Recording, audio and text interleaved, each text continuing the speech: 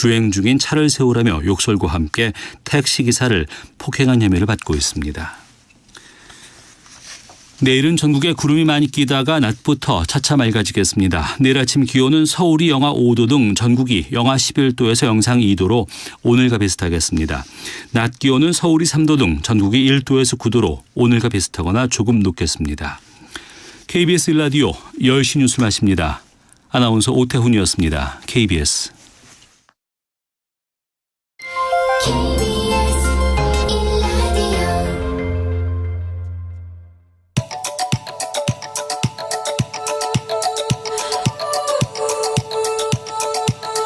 김성환의 시사야.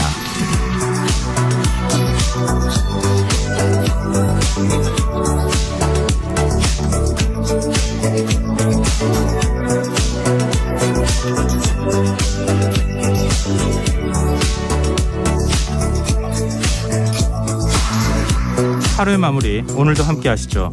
시사평론가 김성환입니다. 38년 동안 돌보던 중증장애인 딸을 살해한 어머니에게 법원이 집행유예를 선고하는 일이 있었습니다.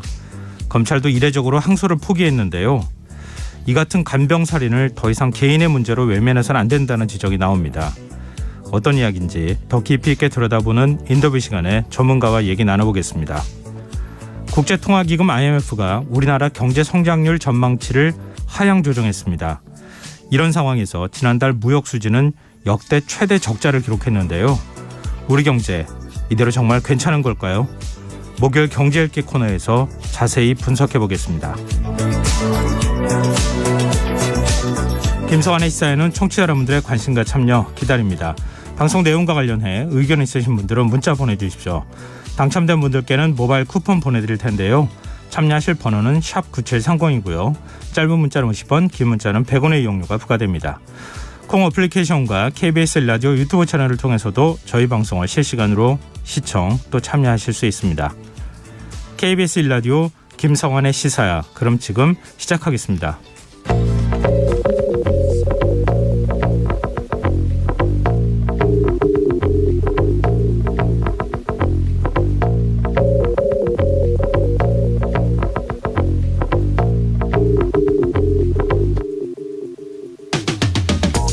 대통령실이 윤석열 정부가 지난 9개월 동안 이뤄낸 성과 10가지를 도심 전광판에 홍보할 예정이라고 합니다.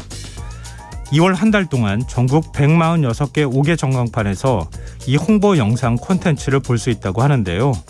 여기엔 아랍에미리트 국부펀드 40조 원 투자 유치, 부동산 3중 규제 지역 해제, 2022년 세계 수출 순위 6위 달성, 한미 연합연습 정상화 같은 성과들이 소개될 예정이라고 합니다. 대통령실은 국민과의 소통을 강화하고 대국민 접점을 늘려나가기 위한 것이란 입장인데요. 청취자 여러분들이 보시기엔 어떻습니까? 국정성과를 홍보하는 일, 물론 필요합니다. 하지만 지금이 적절한 시점인지 의문이 드는 것도 사실인데요. 지난달 무역수지 적자가 역대 최대치를 기록하고 치솟는 물가로 서민들의 주머니 사정이 날로 악화하고 있다는 점에서 정책 홍보 예산을 다른 쪽에 사용했다면 어땠을까 하는 아쉬움이 남습니다. 정부는 어제 차상위 계층에 대한 난방비 지원을 확대하겠다는 추가 대책을 발표했습니다. 여기엔 3천억 원가량의 돈이 필요한데 정부는 이 비용을 정부 예산이 아닌 가스공사 운영비로 처리하기로 했습니다. 결국 내년도 가스요금에 반영될 거란 얘기가 될 텐데요. 예산 확보에 대한 고민도 없이 나온 난방비 대책, 대체 어떻게 봐야 하는 걸까요? 정부 관계자는 어려운 분들을 전 국민이 십시일반 돕는 것이니 재정의 개념과 비슷하다, 이런 입장을 보였다고 하는데요. 지금 허리띠를 졸라매야 하는 건 정부도 마찬가지 아닐까요?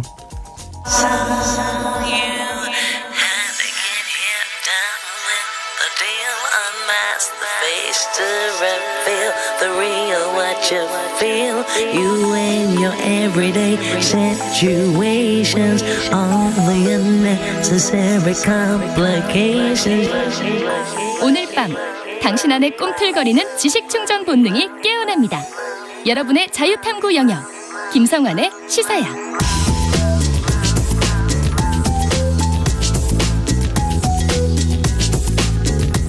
오늘 놓쳤던 뉴스 꼼꼼히 정리해드리는 뉴스야 시간입니다. 오늘은 곽지은 프레시안 기자 나와 계십니다. 안녕하세요. 네, 안녕하세요. 네. 오늘부터 이렇게 논란이 커진 얘기인데 천공으로 알려진 역술인이 대통령실 이전에 개입했다는 의혹 다시 등장했어요. 네, 사실 전에 이 정의당 김종대 전 의원을 통해서 이제 비슷한 취지의 얘기가 한번 나온 적이 있었는데요. 네. 오늘 한국일보는 내일 출간될 예정인 부승찬 전 국방부 대변인의 저서 내용을 토대로 지난해 당시 남영신 육군참모총장이 이 부승찬 전 대변인 본인에게 얼마 전 모 인사와 역술인 천공이 한남동 육군총장 공관과 서울 사무소를 방문했다는 보고를 받았다. 이런 말을 들었다고 이 책에 썼다는 내용을 보도를 했습니다. 네, 이게 4월 1일 들었다는 거죠. 네네. 예. 이에 부승찬 전 대변인이 이제 남영신 당시 총장에게 김수염에 도포자락을 휘날리고 다니는 역술인 천공이 사람들 눈에 쉽게 띌 텐데 그게 가능하겠느냐 이렇게 오히려 되묻자 네. 남영신 총장이 당시에 그럼 공관 담당 부사관이 무슨 의도로 나한테 허위 보고를 하겠느냐 이렇게 반문했다. 이제 이것이 이 부승찬 전 대변인의 책에 썼다는 내용이라는 건데요. 네. 이에 따르면 천공과 함께 동행한 이 대통령직 인수위 관계자가 김용현 경호처장이었고 공관관리 부사관은 모처로 전출됐다. 이제 이런 내용도 책에 있다고 신문은 전했습니다. 근데 지금 이 자리에 이른바 윤핵관으로 불리는 모 의원도 같이 통행을 했고 뭐 차량으로 이동했을 때 뭐 카니발 2대로 이동했다던가 이런 아주 구체적인 내용까지 지금 나오고 있어서 의혹이 좀 커지고 있는 상황인데요. 일단 민주당은 국회 차원의 진상규명이 필요하다는 입장이네요. 네, 민주당 박홍근 원내대표는 오늘 원내대책회의에서 국회 국방위원회와 운영위원회를 소집해 역술인 천공의 국정 개입을 낱낱이 밝히고 이를 방치하고 감춘 대통령실 등 정부 관계자의 책임을 묻겠다고 말했습니다. 박 원내대표는 과연 누가 승인해 역술인이 대통령실 이전이라는 국가적 사업에 개입했는지 실체를 밝히겠다고 강조했습니다. 국민의힘은 가짜뉴스다 이렇게 규정하면서 오히려 비판하는 민주당을 비판하고 있어요. 네, 국민의힘 양금희 수석대변인은 대통령실은 어떤 형태로도 관여된 바가 전혀 없음을 공개적으로 분명히 밝혔고 가짜뉴스를 제기한 김종대 전 의원을 고발 조치했다면서 그럼에도 공당의 원내대표가 또다시 검증되지 않은 언론 보도를 거론하며 진상규명 운운하고 나선 것이라고 주장했습니다. 그러면서 청담동 술자리 가짜뉴스 시즌2를 시작하려는 것이냐고 민주당을 비난했습니다. 네. 근데 이건 뭐 민주당이 의혹 제기를 했다기보다는 국방부 전 대변인이 지금 저서에 이런 내용을 썼다는 거기서부터 얘기가 시작된 거니까. 네, 문재인 정부 마지막 국방부 예, 맞습니다. 근데 여기에 대한 대통령실 입장은 혹시 나왔습니까? 네, 오늘 오후에 대통령실에서 강력하게 부인하는 입장 발표가 있었는데요. 네. 대통령실은 전혀 사실이 아니다. 이 해당 내용에 대해서 강하게 부인했습니다. 대통령 경호처는 오늘 언론 공지를 통해 김용현 경호처장은 천공과 일면식도 없으며 천공이 한남동 공간을 둘러본 사실이 전혀 없음을 거듭 밝힌다고 밝혔습니다. 경호처는 또 사실과 다른 전언을 토대로 민주당이 앞장서서 가짜뉴스를 확산하는 것에 대해 강한 유감을 표명한다고 했습니다. 이쯤 의혹이 나오면은 남영신 육참총장이 여기에 대해서 뭔가 입장을 밝혀야 되지 않나 뭐 이런 생각도 좀 드네요. 네, 남 전 총장은 오늘 일부 매체가 이제 확인 요청을 한 데 대해서 네. 본인은 보고받은 바가 없다. 이제 이렇게 얘기를 했는데 네. 이 부승찬 전 대변인 저서에 보면 이 남 전 총장에게 본인이 이것을 언론에 알려야 하느냐고 물었을 때 이 남 전 총장이 자신은 괜찮지만 이 해당 부사관이 좀 걱정된다. 절대 비밀을 지켜달라 이런 요청을 했다. 뭐 이런 내용도 있습니다. 그러니까 육참총장 공관을 관리하는 부사관이 보고를 했는데 네. 이걸 만약에 알리면은 그 부사관에 불이익이 갈 수 있으니까 예. 일단 공개하지 말아달라 이렇게 뭐 얘기를 했다는 거죠. 그게 이제 부승찬 전 대변인이 이제 저서에 썼다고 오늘 보도가 된 내용이고요. 네. 반면 이제 남 전 총장에게 직접 그 확인 취재를 해본 언론사들은 이제 남 전 총장이 나는 그런 내용은 보고받은 바가 없다, 잘 모른다, 이제 이렇게 그 답변을 했다고 전했습니다. 그건 이제 의혹이 알려지고 난 다음에 네, 남 전 맞습니다. 총장의 반응인 거고요. 네, 다음 뉴스로 넘어가 보겠습니다. 서울시가 이태원 참사 100일 추모제를 광화문 광장에서 열게 해달라는 요청을 허가하지 않았어요. 이게 좀 파장이 일고 있네요. 네, 서울시가 오는 4일 이태원 참사 100일 추모대회에 광화문 광장 개최를 불허한 것으로 확인이 됐습니다. 예. 이 서울시와 12구 이태원 참사 유가족 협의회, 시민대책회의 등에 따르면 이 협의회와 대책위가 지난달 12일에 이 광화문 광장에서 그 2월 4일 추모제를 개최하기 위해 해달라라는 취지로 사용 신청서를 이제 제출을 했는데요. 예. 이에 대해 서울시는 지난달 26일과 31일 두 차례에 걸쳐서 광화문 광장 추모제 개최는 불가능하다고 유가족 측에 통보했다고 합니다. 그 이유는 그 3일 오후 2시부터 4일 오전 11시까지 광화문 광장 남측 6조마당과 놀이마당에서 KBS 방송 촬영 등 이제 다른 행사가 예정이 돼 있다. 이제 이런 이유였다고 하는데요. 네. 그러나 대책위 관계자는 이 KBS 촬영 장소는 남측 이순신 동상 근처이기 때문에 저희가 원했던 북측 광장과는 관련이 없는 곳이라면서 서울시에서 조정할 수 있었지만 그런 노력을 하지 않았다고 비판했습니다. 이태원 참사 유가족 등은 이 추모제가 열리는 기간까지 남은 이틀 동안 서울시에 다시 광장을 사용할 수 있도록 해달라 이렇게 재촉구할 예정입니다. 네. 이건 뭐 서울시에서 어떤 입장을 또 밝힐지 지켜보고요. 민주당이 오늘 의원총회를 열고 이상민 행안부 장관 탄핵소추안을 당론으로 추진할지 논의를 하기로 했는데 의견을 모으지 못했어요. 네, 사실 오늘 의원총회에서는 그 오는 4일 그 민주당이 열기로 한 윤석열 정권 이 민생 파탄 검사 독재 규탄 대회 뭐 이른바 이 장애투쟁이라고 불리는 예. 여기에 대한 이제 의원들의 분분한 목소리가 쏟아진 걸로 또 알려졌는데요. 특히 이제 비이재명계가 사실상 장애투쟁으로 해석되는 규탄 대회에 대해서 문제 제기를 강하게 한 걸로 알려졌습니다. 네. 그러면서 이상민 행안부 장관 탄핵소추안에 대해서 당론 결정은 그 오늘 의원총회에서 이뤄지지 않았는데요. 탄핵소추안 발의 후 이제 민주당이 과반 의석으로 처리를 강행할 경우에 좀 민주당의 부담이 예상된다. 또 역풍이 이제 있을 수 있다. 예, 그리고 만약에 네. 탄핵 그 심판을 제기를 하더라도 결국 이제 헌법재판소에서 최종 기각이 될 경우에 역시 이제 민주당의 정치적인 부담 역풍일 수 있다. 이제 이런 취지로 이 반대 의견을 개진한 의견들도 있었던 걸로 전해졌습니다. 민주당 이수진 원내대변인은 탄핵소추안 처리는 지도부의 일임했다면서 좀 더 의견을 듣고 결론을 내기로 했다고 말했습니다. 이른바 김건희 특검은 어떻게 되는 겁니까? 네, 이 사건 그 특검 그 사안 역시 이제 원내 지도부에 일임하기로 이제 결론이 났는데요. 예. 이 특검 법안을 다룰 국회 법제사법위원회 위원장이 국민의힘 김도우 의원인 만큼 이 본회의의 법안을 패스트트랙 즉 신속 처리 안건으로 올리는 방안 추진이 지금 유력한 것으로 지금 관측이 되고 있습니다. 네. 일단 패스트트랙 태우면은 상당 시간이 필요하잖아요. 법안이 상정되기 위해서는. 그렇죠. 예. 민주당은 뭐 밤샘 농성 벌이겠다고 하는 얘기도 했었는데 이 농성은 시작된 겁니까? 네, 강경파 초선 의원 모임인 철험회를 주축으로 한 민주당 의원 30명이 지금 어제부터 이 김건희 특검 및 이상민 파면 추진 행동 의원 모임을 결성해서 어제부터 국회 로텐더홀 그 본회의장 앞 홀에서 지금 밤샘 농성을 벌이고 있습니다. 네. 이들은 이상민 장관 파면 또 그 김건희 전 코바나 컨텐츠 대표 특별검사 도입을 촉구하면서 이 요구사항이 수용될 때까지 농성을 지속한다 이런 입장인데요. 오늘 아침에 민주당 박홍근 원내대표가 이 농성장을 찾아서 한 발언에서 민주당은 이 장관 자진 사퇴를 요구했고 대통령에게 해임 건의도 했다. 그러나 대통령이 묵묵부답 모르쇠로 일관했다면서 그 국회가 이 장관의 책임을 국민을 대신해서 물을 수밖에 없다. 이렇게 탄핵 추진의 당위성을 강조했습니다. 네. 이런 가운데 지금 1월 임시국회가 끝나는 거예요? 2월 임시국회가 다시 시작하는 거죠? 네. 지금 오늘부터 2월 임시국회 회기가 다시 시작이 됐는데 1월 임시국회 또 뭐 한 게 없어가지고. 네, 맞습니다. 그렇습니다. 당장 그 오늘은 이제 개회식 그다음에 그 오는 대정부 질문과 그 여야 교섭단체 대표연설 때 국무위원들의 출석 요구안 뭐 등 좀 형식적인 안건들이 의결이 됐고요. 네. 당장 오는 6일부터 8일까지 대정부 질문을 4일간 열기로 했는데 여기서 여야가 거세게 충돌을 할 것으로 보입니다.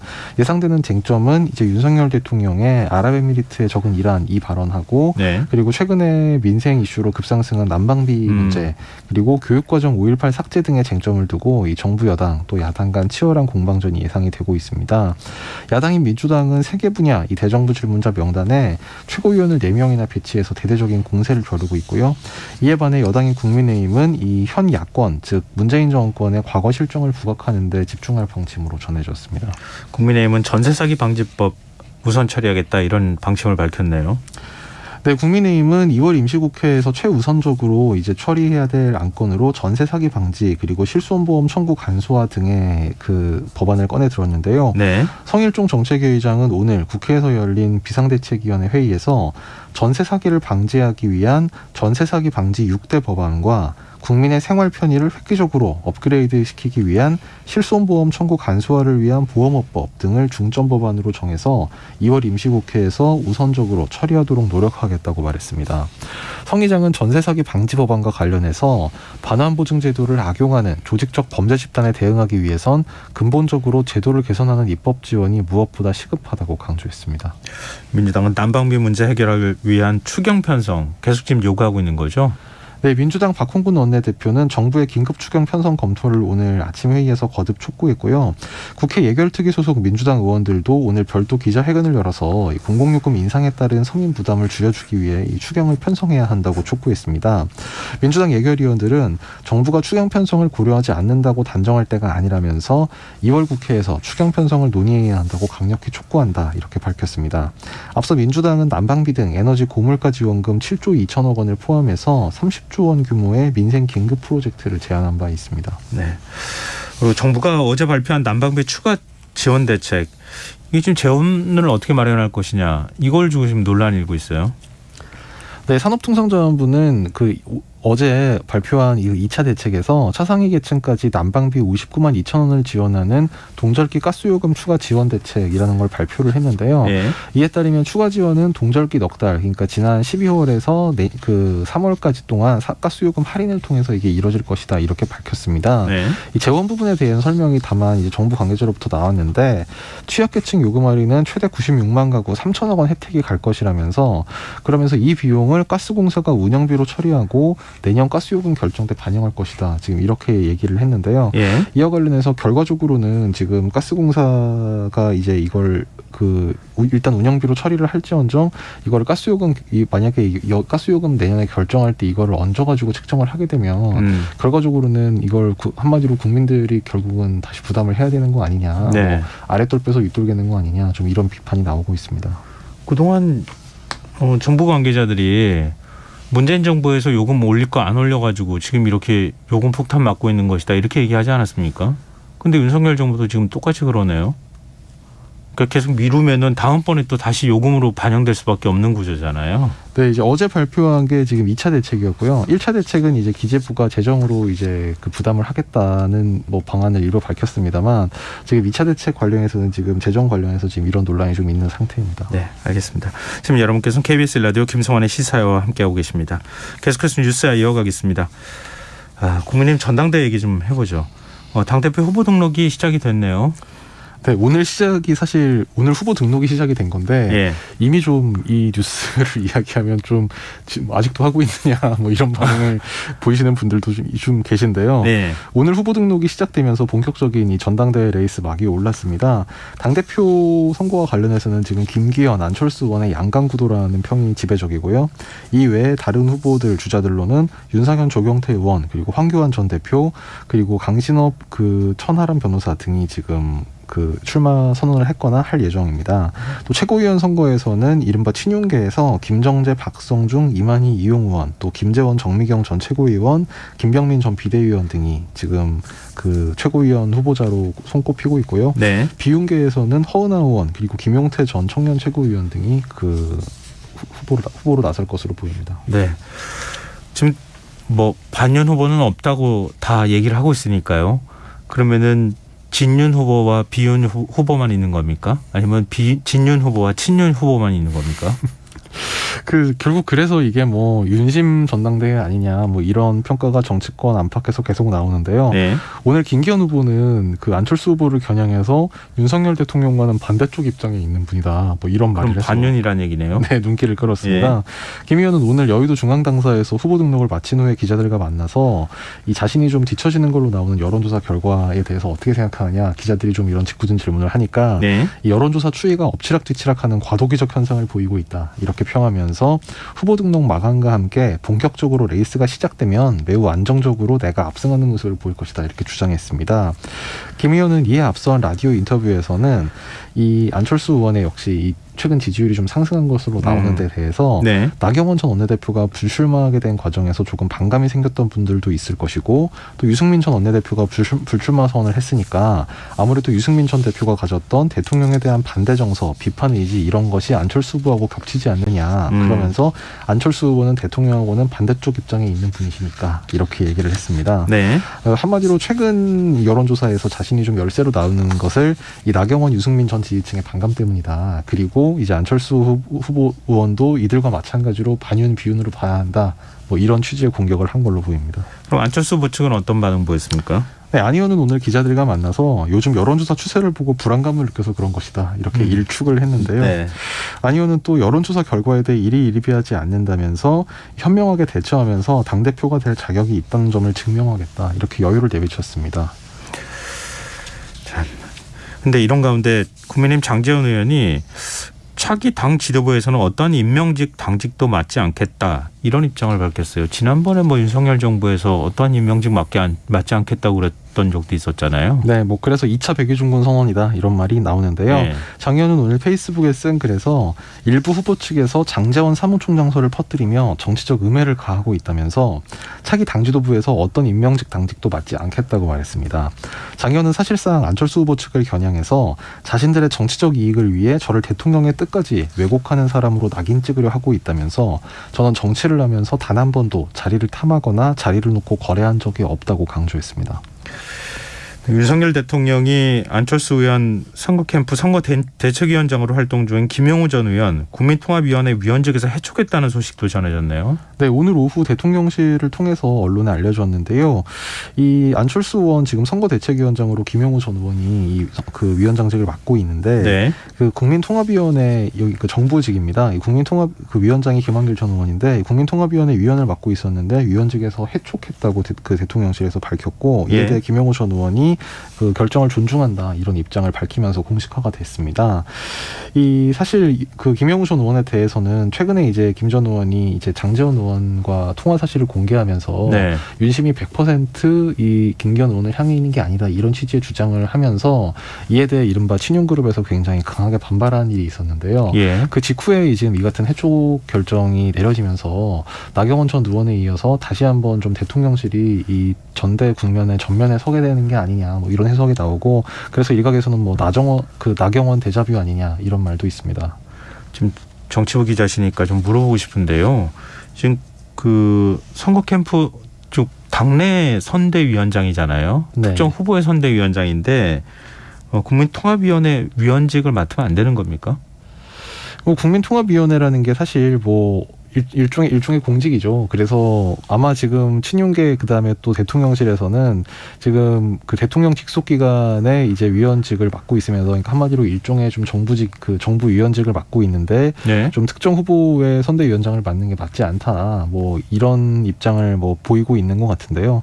뭐 하지만 당내에서는 뭐 그렇게 따지면 지금 국무총리 직속 이제 청년재단 이사장인 장해찬 전 이사장, 장해찬 이사장 같은 최고위원 경우는 지금 출마했잖아요. 최고위원 출마를 했는데 네. 왜 그거는 문제가 없느냐. 뭐 이런 좀 볼멘 소리도 나경원 전 의원 측에서 나오고 있기도 합니다. 그러면은 그거에 따른 규정은 없다 이렇게 보는 게 맞을 것 같은데 해촉한 것에 대해서 여러 가지 좀 해석이 뒤따르는 것 같습니다. 그러니까 북한 외무성이 서울에서 열린 한미 국방장관 회담 이 뒤늦게 비난하고 나섰네요. 네, 북한은 오늘 미국의 그 어떤 군사적 기도에도 핵에는 핵으로 정면 대결에는 정면 대결로라는 원칙에 따라 초강력 대응할 것이라고 밝혔습니다. 네. 북한 외무성 대변인은 오늘 관영 조선중앙통신을 통해 발표한 담화에서 최근 한미 국방장관 회담에서 미측이 전략자산을 더 많이 전개할 것이라고 밝힌 점을 거론하면서 이 조선민주주의 인민공화국은 미국과 추종 세력들이 기도하고 있는 어떤 단기적 장기적 각본에도 대처할 수 있는 명백한 대응 전략을 갖고 있으며 가장 압도적인 핵 역량으로 현재와 미래의 잠재적 도전을 강력히 통제 관리해 나갈 것이라고 밝혔습니다. 이어 미국이 조선반도와 주변 지역의 전략 자산들을 계속 들이미는 경우 우리는 그 성격에 따라 어김없이 견제 활동을 더욱 명백하게 할 것이다. 이렇게 좀 도발을 예고하기도 했는데요. 예. 특히 미 국방장관이 우리 국가에 대한 핵무기 사용을 거리낌 없이 떠벌리고 5세대 스텔스 전투기와 핵 항공모함과 같은 전략 자산을 더 많이 전개할 것이라고 공언한 것은 조선반도 지역을 하나의 거대한 전쟁 화약고로 위태한 전쟁 지역으로 변화시키는 결과만을 빚게 하는 미국의 위험천만한 기도의 집중적 표현이다. 이렇게 강하게 비난했습니다. 우리 정부 입장은 뭡니까? 네, 통일부는 북한의 대화에 나올 것을 거듭 촉구했습니다. 통일부 당국자는 북한 외무성 담화에 대한 입장을 묻는 기자들의 질문에 북한이 위협과 도발이 아닌 대화와 협력을 선택해야 하며 우리가 제안한 담대한 구상에 호응함으로써 비핵 평화 번영의 한반도를 만들어가기 위한 대화의 길에 동참할 것을 촉구한다고 말했습니다. 다만 이 당국자는 북한이 위협 속에서 조건부로만 이제 대화를 언급한 것에 대해 네. 현재 나온 성명만으로는 판단하기 좀 어렵다고 하면서도 실제로 북한의 의미 있는 행동이 뒷받침될 필요가 있다 이렇게 덧붙였습니다. 앞서 북한 외무성 담화에서는 미국이 적대시 정책과 대결 노선을 추구하는 한 미국과의 없던 접촉과 대화에도 흥미가 없다 이런 표현이 있었습니다. 네, 알겠습니다. 오늘 여기까지 하겠습니다. 지금까지 뉴스제야 곽재훈 프레시안 기자였습니다. 고맙습니다. 감사합니다.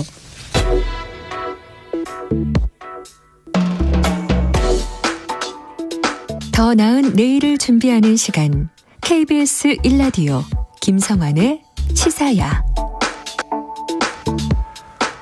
최근 38년 동안 돌본 중증장애인 딸을 살해하고 함께 세상을 등지려 했던 60대 어머니에게 법원이 집행유예를 선고하는 일이 있었습니다. 장기 간병으로 고통을 겪은 가족과 가족만 탓하기 어렵다 이런 판단이었는데요. 사실 간병살인은 어제 오늘만의 일만의 문제는 아니죠. 하지만 그때뿐 국민을 위한 의료 돌봄 정책은 아직도 부족한 실정인데요. 제2, 제3의 비극을 막기 위해서는 어떤 대책이 필요할지 또 논의가 필요할지 김원일 간호와 돌봄을 바꾸는 시민행동 활동가 연결해서 얘기 나눠보도록 하겠습니다. 안녕하십니까? 예, 안녕하세요. 김원일입니다. 네. 오늘도 아내를 간병하던 80대 노인이 아내를 살해한 후에 극단적인 선택을 시도했다가 붙잡혔다 이런 뉴스가 전해지기도 했는데요. 간병을 장기적으로 하다가 이런 이제 생각을 하시는 분들이 적지 않다고 해요. 주로 어떤 어려움을 많이 호소하고 있습니까? 이 가장 큰 문제가 비용이라고 생각을 해요. 비용적인 부담. 예, 우리 사회는 불평등을 전제로 한 사회이지 않습니까? 재화라는 게 공평하게 분배되는 사회가 아니라 네. 시장에 맡겨진 사회다 보니까 당연히 그 충분한 재화를 갖고 있는 사람과 그러지 못한 사람들의 간극이 클 수밖에 없는 거죠. 그러다 보니 이런 문제가 주로 발생되는 분들이 주로 그 부를 갖지 못하신 분들에 많이 해당이 되기 때문에 예. 비용의 문제가 큰 부담인 거고요. 그다음에 두 번째는 좀 이 문제와는 좀 다를 수 있겠지만 이 간병을 제공하는 분들, 특히 이제 전문적으로 간병 서비스를 제공하는 분들은 불법 상황에 많이 노출되어 있습니다. 네. 어떤 문제냐면 사실 간병 대상자의 경우 대부분 노인성 질환이나 만성 퇴행성 질환을 갖고 있기 때문에 네. 뭐 전문적인 간호 서비스나 재활 서비스와 결합되어야만 간병 대상자에게 필요하고 적합한 양질의 서비스를 제공할 수 있는데 예. 사실 이게 완전히 분절되어 있죠. 그리고 심지어는 간호사라는 전문직에 의해서 제공돼야 될 의료 서비스가 뭐 간병인에게 그 강요되는 어쩔 수 없이 제공할 수밖에 없는 이런 상황들에 놓여 있는 그런 문제들도 지금 상당히 심각하게 제기되고 있습니다. 좀 이제 하나하나 말씀하신 거를 좀 세부적으로 얘기를 나눠봤으면 좋겠는데요. 가장 큰 게 간병비, 이 비용적인 부담이라고 말씀하셨잖아요. 예. 지금 간병비는 어느 정도 뭐 지금 건강보험에서 일부 보조하는 것으로 알고 있긴 한데 어느 정도 부담이 큽니까? 우리나라 지금 건강보험에서 간병비를 제공한다고 하는 건 조금 잘못 오해가 좀 있으신 게 예. 아주 급성기 병원, 그러니까 요양병원을 제외하고 의원급 의료기관 제외한 네. 그 급성기 병원에 현재 한 25% 정도 될 거예요, 병상이. 예. 그 정도에만 간호간병료라는 게 2015년 이때부터 지금 제공되고 있는 거고 아주 제한적으로 제공되고 있습니다. 그러니까 75%의 병동에는 전혀 제공되고 있지 않고요. 예. 그다음에 요양병원은 100% 제공되지 않고 있습니다. 그럼 이걸 가르는 기준이 뭡니까? 지금 우리 이 간호간병 통합 서비스를 병원급 이상 의료기관으로만 제공하도록 법에 되어 있어요. 요양병원은 대상에서 제외가 됐고요. 예. 그다음 우리나라에 이제 또 하나 이제 간호간병이 아니더라도 노인 장기 요양 보험 제도라는 게 있습니다. 네네. 여기서 이제 간병 서비스가 간병이라든가 요양 보호 서비스가 제공이 되는데 이 대상 인구도 노인 인구 전체 10%에만 해당이 돼요. 그래서 사실 90%의 노인이 건강하면 상관이 없는데 이분들이 아파서 간병 서비스가 필요하게 되면 그 모든 간병 비용을 전부 본인이나 가족이 부담해야 되는 겁니다. 근데 우리 건강보험, 저도 이제 건강보험 낼 때 보지만 고지서에 따로 장기 그 간병비라고 해가지고 요양비라고 이렇게 따로 분류되어 있는 항목이 있지 않습니까? 그건 장기 요양 보험입니다. 그게 그래서 우리가 이제 5대 보험이 4회 보험이 5대 보험이 됐는데 그거는 노인 장기 요양 보험료라고 해서 따로 있는 겁니다. 그거는 건강보험하고 별개고요. 예. 좀 더 비판하자면 우리나라는 건강보험 아닙니다. 질병보험이지.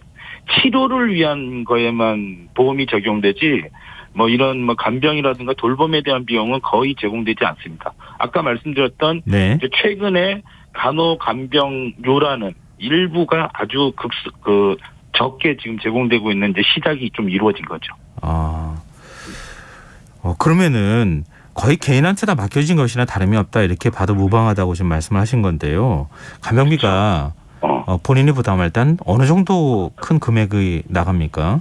저희가 2021년 4월에 이제 빅5 병원만 대상으로 예. 저희가 이제 해봤더니 1일 간병비가 10만 원 이상, 개인 간병일 경우 10만 원 이상인 비율이 63%에 이르렀더라고요. 예. 그런데 이제 뭐 코로나 이후엔 더 훨씬 더 많아진 걸로 알고 있습니다. 그럼 그건 한 달에 한 300만 원 정도, 아니 300만 원보다 더 쓸 가능성도 있겠네요. 근데 저희 조사가 조금 늦었는데요. 예. 2021년이니까 지금 뭐 코로나 이후에 제가 본 기사 중에서는 치매 5등급이신 분 간병비가 적게는 15만 원 하루에 예. 많게는 25만 원에 달한다는. 그러니까 코로나19 이후에 굉장히 간병비가 급증을 하는 그런 상황들이 됐습니다. 왜냐하면 이제 예. 수급에도 문제가 있었고요. 예. 조선족 등 뭐 외국인 입국 제한들이 있다 보니까 수급에 굉장히 한계가 있었죠. 이러다 보니까 더 구인난이 어려워지고 그러다 보니까 시장 가격은 더 올라가게 되고 이렇게 된 거죠. 아니 그러면은 한 달에 간병인을 쓰기 위해서는 한 450, 많게는 600, 예. 500만 원까지 내야 된다는 얘기잖아요. 그렇죠. 중증도에 따라 그렇죠. 감당할 수 있는 사람들이 과연 얼마나 될까 이런 생각이 들거든요. 그렇죠. 지금 그래서 이게 아주 심각한 사회 문제가 되고 있는 겁니다. 혹시 간병비 부담을 감당하지 못해서 힘들어하시는 분 주변에 보셨습니까? 상당히 많죠. 특히 이제 부모님 두 분이 다 아프시거나 뭐 처갓집까지 되면 이거 뭐 그런 분들은 요즘에 심심찮게 봅니다. 우리 고령화 사회가 되면서 상당히 어렵죠. 예. 그러면은 지금 간병비 얘기 저희가 했고요. 네. 지금 간병을 제공하는 사람들의 불법적인 상황에 놓여 있게 됐다 이렇게 말씀하셨는데요. 네. 구체적으로 이 불법적인 상황이라는 게 어떤 겁니까? 꼭 간병인을 규정할 수 있는 법률 자체가 없기 때문입니까? 그게 가장 크죠. 네. 그게 가장 크고 우리나라는 그 의료 행위는 매우 제한적으로 하잖아요. 면허라는 제도를 줘서 독점적으로 제공하게 돼 있습니다. 특히 의사, 간호사 이런 의료인들이 독점적으로 제공하게 돼 있잖아요. 왜냐하면 이게 생명과 안전에 지대한 영향을 미치기 때문에. 예. 근데 실제로 보면 이런 것들이 의료기관에서 실제로 간병인들한테 버젓이 석션이라든가 이런 것들이 다 제공되게끔 하고 있는 거죠. 네네. 근데 만약에 그러다 사고 나면 그분들에 대해서 그분들은 법적으로 보호받을 수 있는 게 없죠. 왜냐하면 예. 그런 게 되게 많습니다. 그래서 사실 이제 간병인 제도화는 사실 법적 근거가 있어요. 예. 2007년도에 노인 장기 요양보험제도 만들면서 요양보호사 제도라는 걸 만들었거든요. 예. 아주 추상적이고 한계가 되게 많습니다. 업무 범위도 너무 포괄적에서 문제가 있긴 하지만 예. 그래도 국가가 공식적인 교육 과정을 통해서 양성하는 제도가 있는데 참 아이러니하게 이거를 노인 요양시설이나 아주 제한적인 공간에만 적용하고 의료기관이나 요양병원 간병인은 이거에 적용을 안 받아요. 대다수가. 왜 그런 겁니까? 그래서 그러니까 우리나라가 지금 제도를 만들 때 그게 굉장히 보건복지도 참 심각한 문제인데 이 제도를 같이 통합해서 만들어야 되는데 예. 그러지 않고 있는 거고요. 이걸 다르게 본대요, 지금. 제가 요즘에 간호법 관련해서 제가 활동을 하고 있었는데 간호법이 이제 이런 요양보호사 제도와 요양보호사 제도를 통해서 간병인 제도를 좀 포괄적으로 제도화시키는 활동을 했었어요. 예. 그런데 심지어 보건복지부마저도 반대하는 상황들이 발생이 되면서 사실 이번에는 지금 법사위에서 논의되고 있지만 아마 곧 그 법이 입법이 되더라도 사실 그 문제는 해결이 안 되는데 빨리 그 법이 되고 나서 이제 개정 작업을 좀 하려고 하고 있습니다. 그래서 간호 서비스와 간병 서비스가 결합되어야만 사실은 그 책임 소재도 분명해지고 그다음에 그분에 맞는 그분 대상자의 질병 요구에 맞는 간병 서비스가 제공될 수 있는 거거든요. 그래서 이 두 가지를 만드는 게 굉장히 시급합니다. 그럼 예를 들면요. 지금 상급 종합병원이에요. 예. 간호 서비스, 그 간병인을 둘 수밖에 없는 상황이란 말이에요. 근데 예. 거기서 간병인 활동하시는 하는 사람들이 어떤 교육을 받거나 아니면 자격이 있는 사람들이 아니라는 거죠. 아닙니다. 그래서 병원들이 어떻게 하냐면요. 예. 아마 이제 병원에 경험이 있으실지 모르겠는데 간병인을 구하고 싶다라고 얘기하잖아요. 예. 그러면 간호부나 병원에서 간병인을 구할 수 있는 연락처를 줍니다. 네네. 왜 그런지 아세요? 만약에 병원에서 절대 간병인을 직접 고용하지 않아요. 직접 고용하면 자기들이 책임을 져야 되거든요. 그리고 간호사도 간병인에게 업무를 제시할 수 있는 게 하나도 없어요. 서로 교감할 수 있고 서로 결합할 수 있는 법적 근거가 없어요. 그러니까 간호사는 간호조무사를 지도 감독할 수 있게 법에 되어 있는데 네. 간호 서비스와 간병 서비스가 결합되어야 함에도 불구하고 간호사가 간병인을 지도 감독할 수 있는 법적 근거는 아무것도 없습니다. 그러니까 이런 말도 안 되는 지금 제도가 있는 거고 사실 이것 때문에 간호법 논의를 시작을 했었던 거죠. 근데 네네. 아직까지 지금 그 문제를 물꼬를 지금 못 트고 있는 상황입니다. 예, 뭐 지금 의사회 쪽에서 반대를 하고 있는 것으로 알고 있는데요. 지금 간호간병 통합 서비스가 뭔지 좀 설명을 해주시면 어떨까요? 간호간병 통합 서비스는 아까 이제 이렇게 시작이 된 겁니다. 그러니까 예. 보호자 없이 보호자나 간병인 사적으로 내가 고용하는 간병인 없이 예. 간호 인력만으로 그러니까 간호사, 간호 보조 인력, 간병 지원 인력이라고 있어요. 예. 이 사람들을 의료기관이 직접 고용을 해서 간호사, 간호 보조 인력, 그다음에 간병 지원 인력이 그 간호 서비스 모두 입원 서비스 모두를 제공하는 겁니다. 네네. 예, 이게 이제 시범 사업으로 현재 진행이 되고 있고 그 문재인 정부 때 이제 10만 병상 목표로 했다가 달성하지 못했고요. 네. 지금 한 6만 병상 그래서 아까 제가 한 25% 정도 될 거라고 얘기했던 게 전체 그 급성기 병상의 한 6만 병상 정도만 그걸로 운영을 하고 있습니다. 그러니까 이 서비스 확대하면 안 되는 겁니까? 왜 확대를 못 하는 겁니까? 우리나라의 가장 큰 문제는 이제 이게 되게 좀 어려운 얘기긴 한데요. 우리나라는 지금까지 병상 그러니까 환자를 간호 인력이 그 서비스를 제공하잖아요. 예. 근데 우리는 병상을 간호 인력과 무관하게 아까 얘기했던 간병 인력, 간호 인력과 무관하게 병상만 확보하면 그 건강보험을 지급하는 구조로 설계가 돼 있었어요. 네.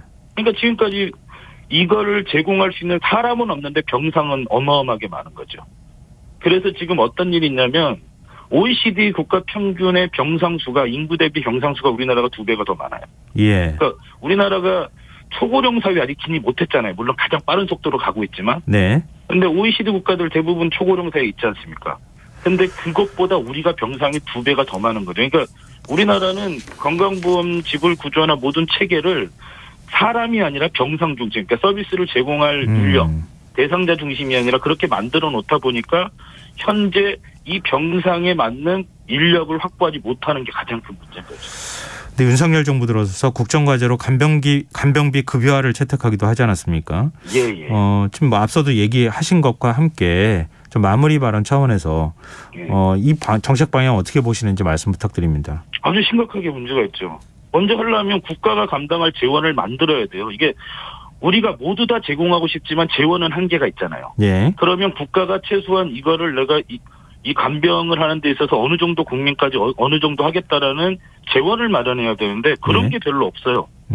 그걸 만들고 그다음에 우리가 모든 사람을 다 해주면 좋지만 재원의 한계가 있으니까 어디까지 확장하겠다는 것도 있어야 됩니다. 근데 그것도 없고 거기에 맞는 서비스 제공 체계도 마련해야 되는데 물론 아직 뭐 정부가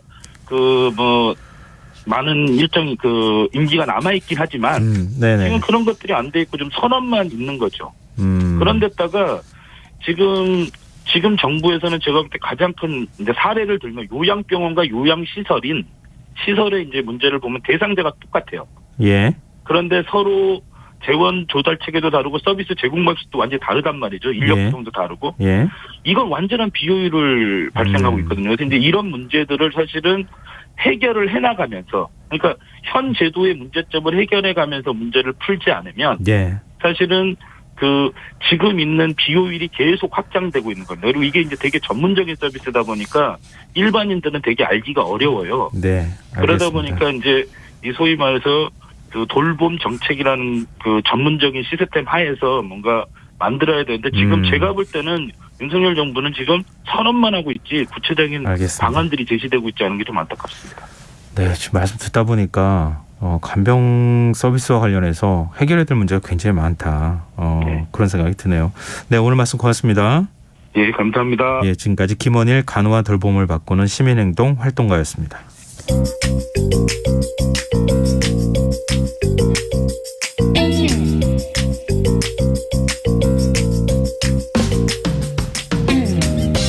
복잡한 정책부터 실무 경제와 투자까지 눈여겨봐야 할 경제 이슈 깊이 있게 살펴보는 시간입니다. 경제읽기 경향신문 박병률 경제부장 전화로 만나보겠습니다. 안녕하세요. 네, 안녕하세요. 네, 지금 1월 무역수지 적자 심각하다고 해서 좀 걱정하시는 분들이 많더라고요. 네.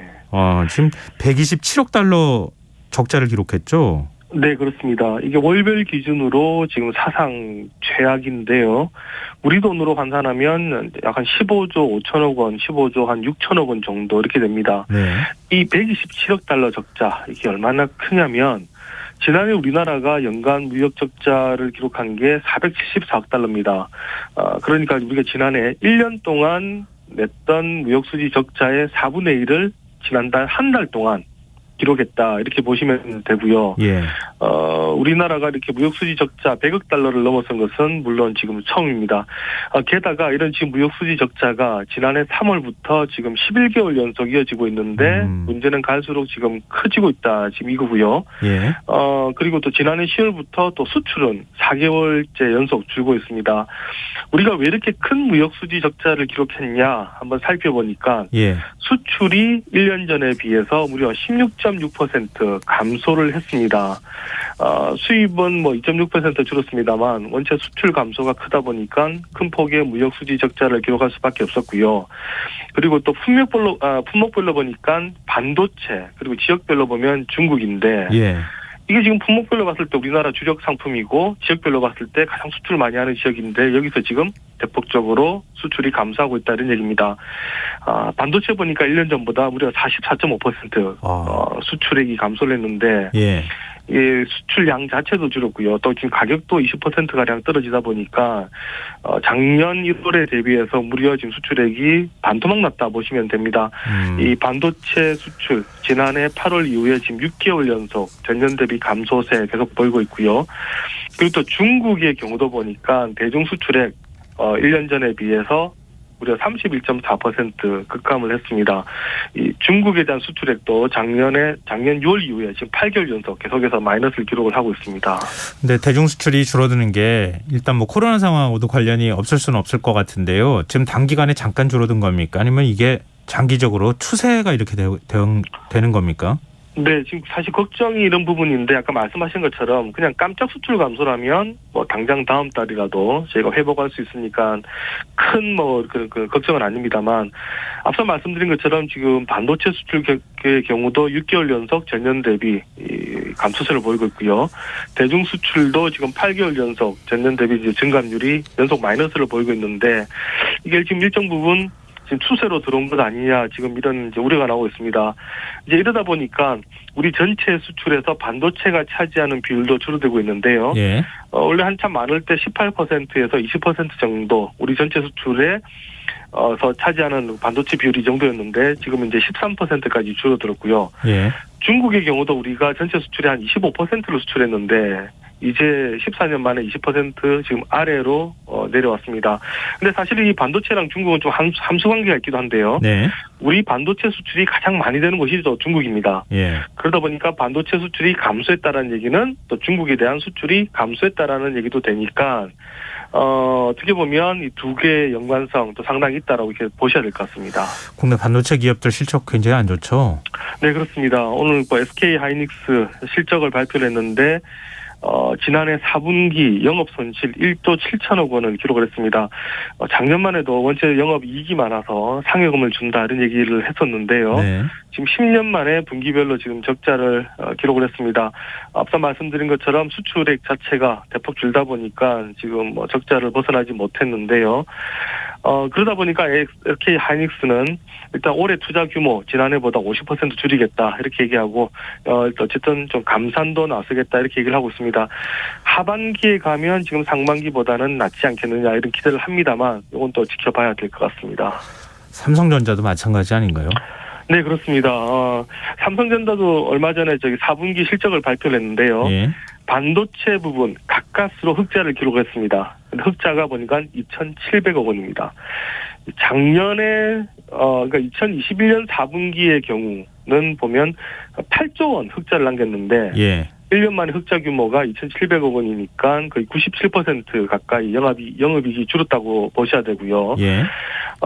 그나마 4분기는 흑자를 남겼습니다만 올 1분기는 아마 적자가 되지 않을까 지금 시장에서 지금 관측을 하고 있습니다. 만약에 삼성전자가 올 1분기 적자를 기록을 하게 되면 2009년 이후에 지금 처음으로 적자를 기록을 하게 되는 건데요. 지금 그 증권사들은 1분기에 아마 삼성이 반도체 쪽에서 영업 손실 1조 또는 2조 원 정도 기록할 것이다 이렇게 지금 보고 있습니다. 근데 반도체라는 게 생산 라인을 멈출 수가 없잖아요. 네. 근데 그동안에 삼성전자는 감산은 없다 이런 입장이었는데 계속 이렇게 갈 수 있을까요? 재고가 천문학적으로 쌓일 텐데. 네, 지금 사실 그 많은 시장에서 그 관심사가 삼성이 그 반도체 생산에 그 감산에 나설 것인가 나서지 않을 것인가 이런 부분이었습니다. 예. 왜냐하면 그 감산을 하게 되면 전체적으로 또 반도체 가격이 올라갈 수 있기 때문에 좀 기대를 많이 했는데요. 네. 근데 얼마 전에 지금 4분기 실적 발표 컨퍼런스 콜에서 삼성전자가 한 말이 조금 오묘합니다. 예. 결론적으로 설비 투자는 전년과 유사한 수준이 될 것이다 이렇게 얘기를 했고요. 예. 그러면서 최고의 품질과 라인 운영에 최적화를 위해서 생산 라인 유지 보수 강화 및 설비 재배치 등을 진행을 하고 미래 선단 노드 그러니까 이제 첨단 공정으로 우리가 전환을 추진을 하고 있다 이렇게 얘기를 했습니다. 이러다 보니까 지금 시장에서 이거 삼성이 감산 안 하는 거다 이렇게 얘기를 하는 쪽도 있고요. 예. 또 다른 쪽은 이거 사실상 감산이다. 지금 이렇게 얘기를 하는데 예. 왜냐하면 지금 삼성이 감산한다 안 한다 얘기를 안 하고 설비 투자 그대로 지난해와 유사한 수준으로 할 거야. 그리고 계속해서 생산 라인 유지 보수 강화하고 설비 재배치를 좀 할 거야. 지금 이렇게 얘기를 하다 보니까 예. 시장에서 지금 해석이 지금 엇갈리고 있습니다. 일단 그 증권사 쪽에서는 예. 이거는 사실상 감산이다 이렇게 지금 평가를 합니다. 왜냐하면 설비 투자를 지금 전년과 유사한 수준으로 하겠다 이렇게 했는데 예. 이게 지금 그 라인에 들어가는 감가상각에 따라서 들어가는 돈들이 많습니다. 그렇다면 전년과 같은 수준으로 한다라는 얘기는 사실상 이거는 감산하는 것 아니냐.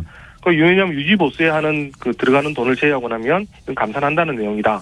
지금 이렇게 지금 증권사들은 지금 좀 보고 있는 게 좀 강합니다. 그럼 감산이 아니라고 보는 쪽은요? 네. 이게 자연적으로 지금 물량 조절을 하겠다라는 건데 네. 이거를 대놓고 감산한다라고 볼 수는 있겠느냐. 물론 일부분의 그 생산량이 줄기는 하겠지만 하지만 감산의 효과가 나타나기는 어렵다 이렇게 지금 보는 쪽도 있습니다.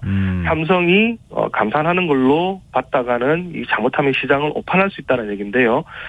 실제로 SK 하이닉스 그리고 마이크론 같은 회사는 우리는 이제 지금 반도체가 불황이니까 감산으로 하겠다 이렇게 지금 얘기를 했습니다. 예. 근데 지금 삼성만 오묘하게 지금 여지를 지금 남겨놨는데요. 네.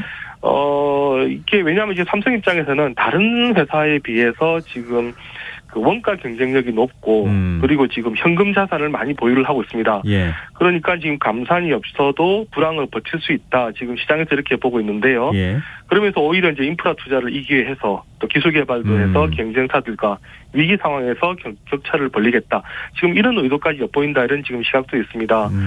실제로 그 삼성전자 측의 얘기가 지금 시황이 당장 실적에는 우호적이지 않지만 미래를 철저하게 준비하기는 좋은 기회라고 생각한다. 지금 이런 얘기도 했습니다. 네. 그러다 보니까 지금 삼성이 감산할 걸로 기대하면서 기다렸던 다른 회사들 같은 경우는 이거 어떻게 해야 되냐. 약간 지금 전략을 수정을 해야 되는지 혹은 그대로 유지를 해야 되는지 약간 좀 헷갈리는 그런 상황에 갔다 이렇게 보셔도 될 것 같습니다. 그럼 박 기자가 보시기에 어떠세요? 네, 저도 삼성이 감산은 하지 않을 것으로 지금 좀 보는데요. 예. 이게 왜냐하면 삼성이 2000년대 후반에 감산 치킨 게임으로 해서 그러니까 감산을 하지 않고 버텨서 이 치킨 게임을 해서 이긴 적이 있습니다. 예. 그러니까 삼성은 현재 그 자금이 많다 보니까 어느 정도 손실을 보더라도 버틸 수가 있습니다. 예. 과거에 그 일본의 LP다 그리고 독일 키몬다 이런 회사들과 계속 이제 가격을 낮추는 게임을 하다가 예. 결국 LP다랑 키몬다가 파산을 했거든요. 그리고 파산하면서 삼성이 전 세계 1위로 올랐었던 지금 그런 기억이 있습니다. 예. 앞서 말씀드린 것처럼 지금 당장 SK 하이닉스만 하더라도 이미 4분기부터 적자를 보는데 삼성은 내년 1분기부터 이제 적자를 볼 가능성이 큰데요. 네. 이러면 지금 다른 경쟁사는 더 큰 적자를 보게 됩니다. 이런 상황에서라면 삼성이 저는 감산을 하지 않을 것이다라고 지금 보는 측면인데 여기 또 삼성이 교묘하게 감산한다 안 한다 이런 얘기를 하면서 지금 상대방이 전략을 세우기가 정말로 지금 어려운 지금 그런 상황입니다. 그런데 삼성이 감산을 하면 앞으로 반도체 가격이 오를 것이다 이런 이제 시장 전망이 가능한데요. 그런데 그렇게 대비를 하고 있었는데 또 실제로 감산을 하지 않게 되면 또 가격이 또 떨어지게 됩니다.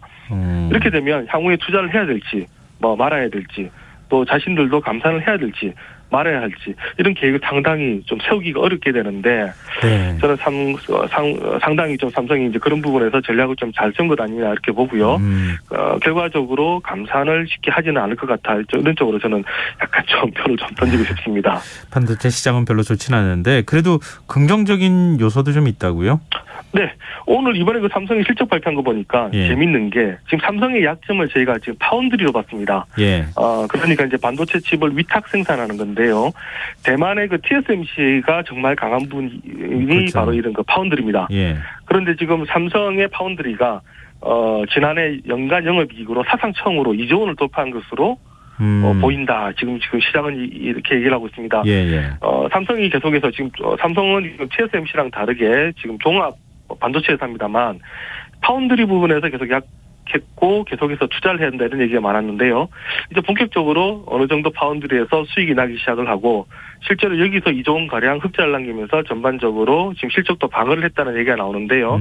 이제 이런 부분에서는 좀 긍정적으로 또 봐야 될 그런 부분도 있을 것 같습니다. 네. 근데 우리 수출 부분에서도 주목할 점이 있다고요? 네. 반도체는 비록 이제 반토막이 났습니다만 석유 제품에서 우리가 12% 성장을 했고요. 특히 자동차가 22%, 선박이 86%, 2차 전지가 10%, 그리고 무선 통신기기가 18%씩 각각 성장을 했습니다. 이 자동차의 경우는 1월 기준으로 우리가 역대 최대 수출을 달성을 했습니다. 이게 우리나라가 지금 사실 대만과 다른 점이 이런 점입니다. 분명히 반도체 비중은 크지만 다른 부분도 여전히 있다라는 겁니다. 좀 빨리 수출이 늘어났으면 좋겠습니다. 국민들이 너무 좀 힘들어하고 있어서 경제 때문에. 네, 오늘 경제 읽기 여기까지 하겠습니다. 경향신문 박병률 경제부장이었습니다. 고맙습니다. 네, 감사합니다. KBS 1라디오 김성환의 시사야 1부 순서 여기서 마무리하겠습니다. 전 11시 정각 2부에 다시 오겠습니다.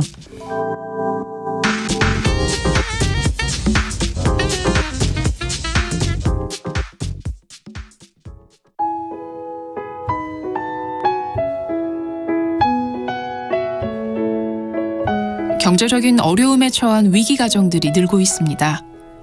복지 사각지대에 처해 있는 가정들을 미리 찾아서 지원하고 위기로부터 구하는 일이 시급한데요.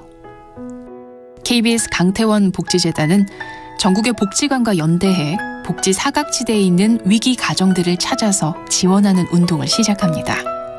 생활고로 인해 소중한 생명과 가정이 파탄나는 비극이 다시는 일어나지 않도록 이 일에 함께해 주십시오.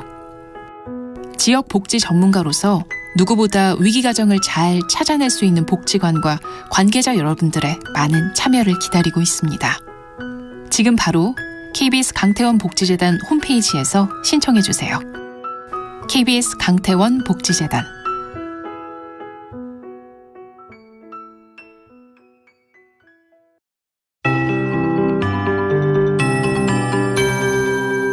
KBS 58분 날씨. 오늘 서울지방 아침견 영하 5.1도, 낮 최고견 영상 1.4도로 아침과 낮 기온은 모두 어제보다 5도가량 낮아지면서 어제보다 많이 추웠습니다. 내일 오늘만큼 추운 날씨가 계속되겠습니다. 내일 아침 경기 북동부와 강원 내륙과 산지 일부 경북 내륙은 영하 10도 이하로 떨어지겠고 바람도 약간 강하게 불어 체감 온도는 더 낮아지겠습니다. 모레 낮부터 점차 기온이 오르기 시작해서 다음 주간 동안 평년보다 조금 높은 기온이 이어질 것으로 예상입니다. 내일 고기압의 영향을 받겠습니다. 전국적으로 구름이 많다가 낮부터 차차 맑아지겠습니다. 울릉도 독도는 늦은 오후부터 저녁 사이 비나 눈이 조금 내리겠습니다. 토요일 일요일은 전국이 대체로 맑겠습니다. 내일 아침 최저기온은 철원 영하 11도, 서울 세종 영하 5도, 광주 영하 3도, 대구 영하 2도, 부산은 영상 2도가 예상입니다. 낮 기온은 인천 1도, 서울 3도, 세종 4도, 대전 광주 5도, 강릉 제주 6도, 대구 7도, 부산 울산은 9도가 예상입니다. 미세먼지 농도는 전국적으로 좋음이나 보통으로 예상입니다. 서울지방 현저기온 영하 3.1도, 습도 49%입니다. KBS 58분 날씨 전건배입니다.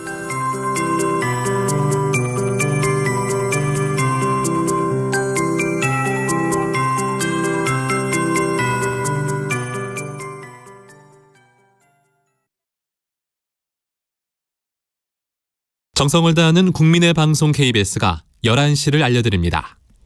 AM 711kHz, FM 97.3MHz, KBS 1라디오입니다. HLKA.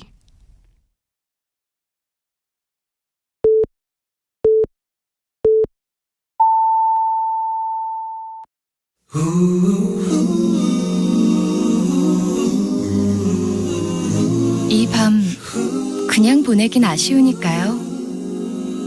당신의 하루의 끝까지 야무지게 채워드립니다. 당신의 지식 충전소 김성환의 시사야.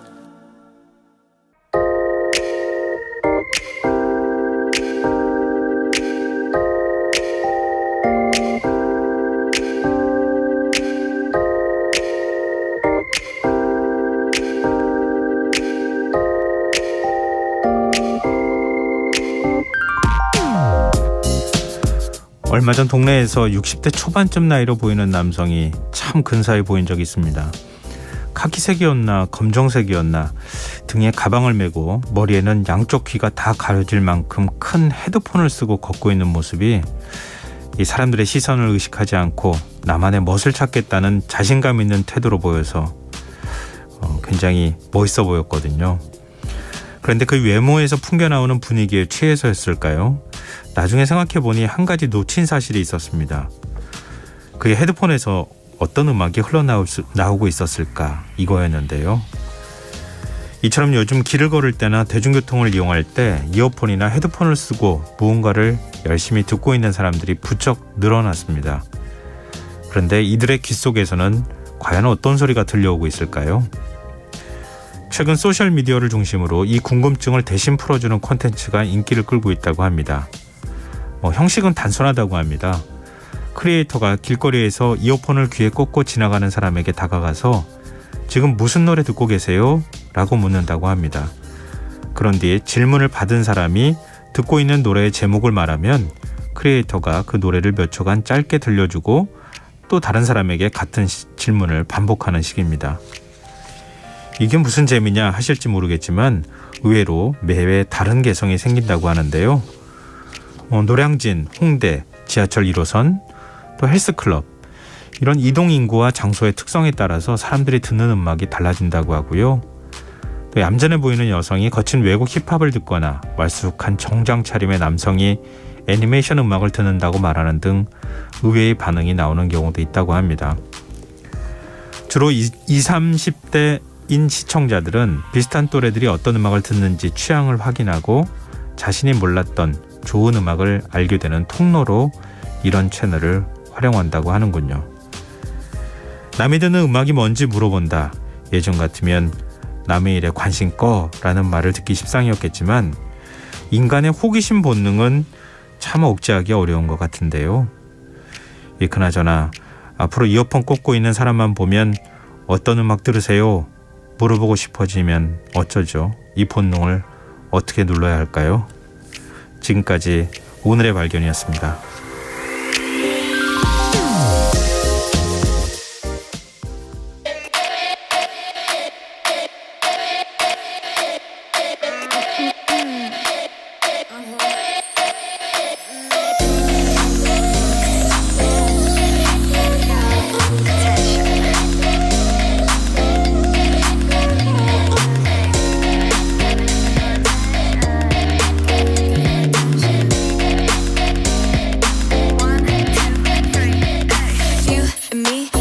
보이지 한참을 쳐다봐 가까이 다가가 You see You see 1, 2, 3 용기가 생겼지 이미 아는 이 눈치 고개를 돌려 천천히 여기 You see 여기 보이니 Looking for attention 알겠어 확실하게 너를 만들겠어 Ay, drop the question drop the question Want attention want attention You give me butterflies you know 내 맘은 온통 paradise 꿈에서 깨워주지 마 You got me looking for attention You got me looking for attention 가끔은 정말 헷갈리지만 분명히 You got me looking for attention 날 우연히 마주친 척할래 못 본 탑 지나갈래 You're so fine gotta get to know you 나와 걸어가줘 지금 돌아서면은 잊어 To look at me back Hey 나 들켰어 날 보면 하트가 튀어나와 내 사탕을 찾는 baby 내 맘은 설레 Drop the question Want attention want attention You give me butterflies you know 내 맘은 온통 paradise 꿈에서 깨워주지 마 You got me looking for attention You got me looking for attention 가끔은 정말 헷갈리지만 분명히 You got me looking for attention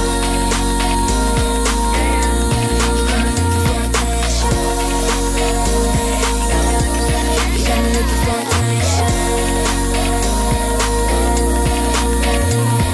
가끔은 정말 헷갈리지만 분명히 You got me looking for attention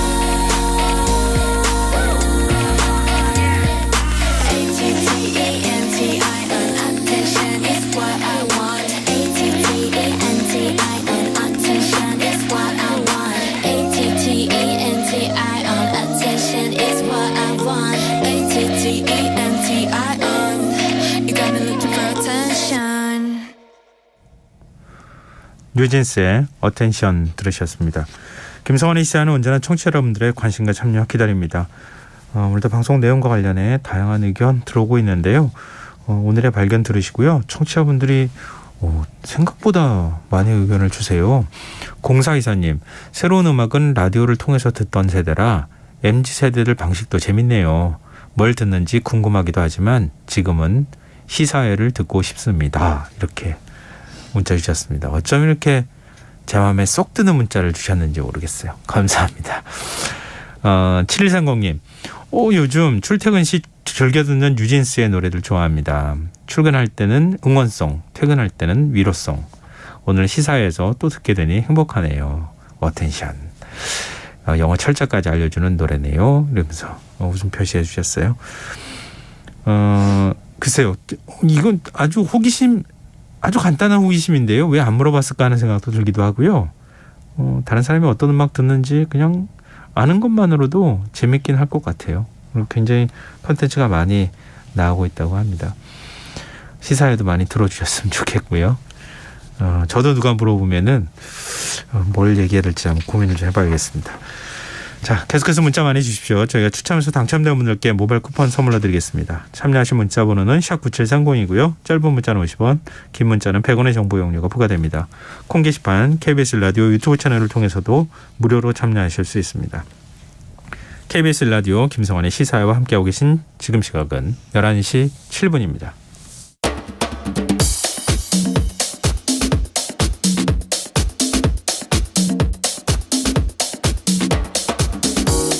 오늘 일어난 세상 곳곳의 소식들 당일 배송으로 전해드립니다. 밤참 뉴스 이현경 뉴스캐스터 함께하겠습니다. 안녕하세요. 네, 안녕하세요. 네, 코로나19 소식부터 얘기 나눠보죠. 예. 신규 확진자 수가 많이 줄었어요? 네, 10,000명대를 기록하고 있습니다. 네. 오늘 발표된 확진자 숫자는 16,862명인데요.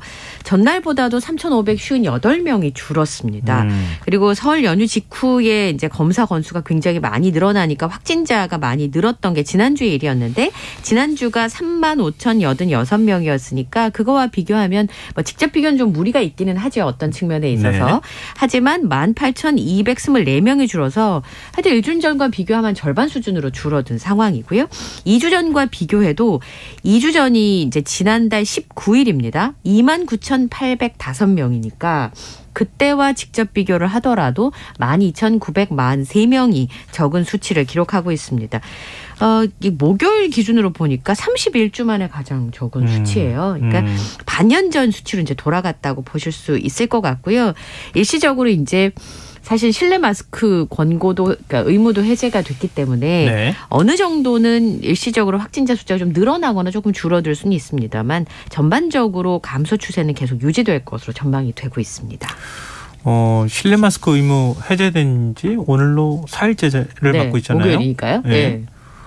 근데 마스크 착용 많이 하세요. 근데 왜 이렇게 의무가 해제됐는데 마스크 많이 착용하고 있는지 외신이 분석을 했다고요? 네, 예상과 달리 마스크를 쓰시는 분들이 많으세요. 예. 벗고 계신 분을 못 본 것 같습니다. 이거 가끔 있어요. 용기 있게 막 벗고 다니시는 분이 있긴 있는데. 네. 근데 대체적으로는 다 쓰고 다니더라고요. 그리고 이게 턱에 걸치시는 분도 잘 없을 정도로 굉장히 철저하게 마스크를 쓰고 있는데요. 미국의 뉴욕타임스가 아시아 국가 정부들이 마스크 규정을 완화했는데 왜 사람들은 마스크를 계속 쓸까라고 하는 현상에 대해서 한국과 일본을 중심으로 해서 집중 조명한 기사를 실었는데요. 네. 한 5가지 정도의 원인을 들었습니다. 첫 번째는 마스크 착용이 이미 이제 습관화가 돼버려서 그게 이제 바꾸기가 좀 어려운 거죠. 거의 3년을 매일같이 똑같은 패턴으로 마스크를 쓰려고 신경을 곤두세우고 있었으니까 네. 그런 부분들이 좀 있었을 거라는 겁니다. 특히나 그 이전에 사스도 있었고 특히 우리도 굉장히 힘겹게 지나갔던 메르스 같은 질병들이 이미 있었기 때문에 네. 아시아 국가에서는 마스크 착용이 습관이 되어 있었다. 그런데 그게 코로나19를 거치면서 생활에 정착이 됐고 그게 이제 바꾸기가 좀 어려워졌다라는 점을 첫 번째로 들었습니다. 특히 우리나라도 그렇긴 한데요. 일본도 마스크를 학생들이 쓰는 게 반사적으로 그냥 습관처럼 되어 있어가지고 네. 그게 잘 바뀌지 않는다라고 하고 일본은 우리보다 더 먼저 해제했대요. 네. 근데도 마스크 다 착용하고 다닌다고 하더라고요. 그러니까 아이들도 학원 가면 정말 철저하게 쓰고 있거든요. 네. 근데 그게 사실은 안 쓰면 뭔가 허전하다는 얘기도 많이 하시고요. 그래서 의도적으로 좀 벗어볼까 해요. 이렇게까지 얘기하신 분들도 있었어요. 이제 너무 당연하게 생각하고 있으니까. 그리고 두 번째는 마스크를 쓰면 화장하거나 이렇게 이제 표정 관리를 해야 될 일이 없다라는 이유를 들기도 했었는데요. 네. 이게 얼굴이 어느 정도는 아름다움을 유지해야 된다는 압박에서 좀 벗어날 수 있다. 마스크를 쓰면. 예. 그러다 보니까 마스크를 쉽게 벗지 않는다. 오히려 가리고 있는 게 좀 편안함을 느낀다. 이런 분석도 하나 있었고요. 그다음에 국가와 정부에서도 마스크를 엄격하게 꼭 착용해야 돼라고 하진 않지만 마스크를 착용했으면 좋겠습니다라고 하는 기조가 있다는 거죠. 그게 이제 마스크를 벗지 않으려고 하는 그런 요인으로 꼽히기도 하고요. 실제로 대중교통인가 의료기관에서는 반드시 써야 되는 거잖아요. 이제 그런 부분들에 있어서 영향을 받는다. 또 독감과 계절성 알레르기 같은 호흡기 질환을 피하려고 하는 사람들이 계속 마스크를 쓰는 것도 이유라고 했고요. 그다음에 아시아권이 마스크를 쓰는 게 다른 사람을 배려하는 일이다. 민폐를 끼치지 않으려고 한다라고 네. 하는 그 예의적인 측면에서 마스크를 쓰려고 한다는 거죠. 그러니까 주변 중에 건강하신 분은 괜찮지만 건강에 취약하거나 면역력이 약하신 분들이 있잖아요. 그런 분들을 위해서 마스크를 쓰려고 하는 그 배려하는 문화가 특히나 아시아 국가를 중심으로 한국과 일본에서는 마스크를 잘 벗지 않는 이유다. 이렇게 분석을 했어요. 외국인들의 시각으로 이런 현상을 어떻게 볼까 뭐 이렇게 궁금하긴 했는데 크게 뭐 우리가 생각하는 거에서 벗어나진 않네요. 네, 그런 것 같긴 합니다. 네. 또 언젠가 우리가 뭐 늘 이렇게 마스크 착용하고 살 수는 없을 것 같고 벗어야 되긴 할 텐데 어떻게 벗으면 좋을까? 지금은 약간 좀 분위기가 아직까지는 조성이 안 된 것 같은데. 날씨가 더워지면 좀 덥다는 걸 이유로 조금씩은 벗지 않을까요? 그것도 맞는 말씀이네요. 날씨가 더워지면요. 예, 막 답답해지고 막 땀도 좀 나고. 땀이 이렇게 줄줄 흘러서 마스카를 이렇게 막 흐르고 그랬던 기억을 떠올리면 맞아요. 그때는 좀 벗고 싶었던 것 같아요. 좀 시간이 필요한 거 아닐까? 예. 일단 한번 그렇게 우리 생각하고 넘어가 보죠. 또 다른 현상은 언제 또 분석하던가요? 네.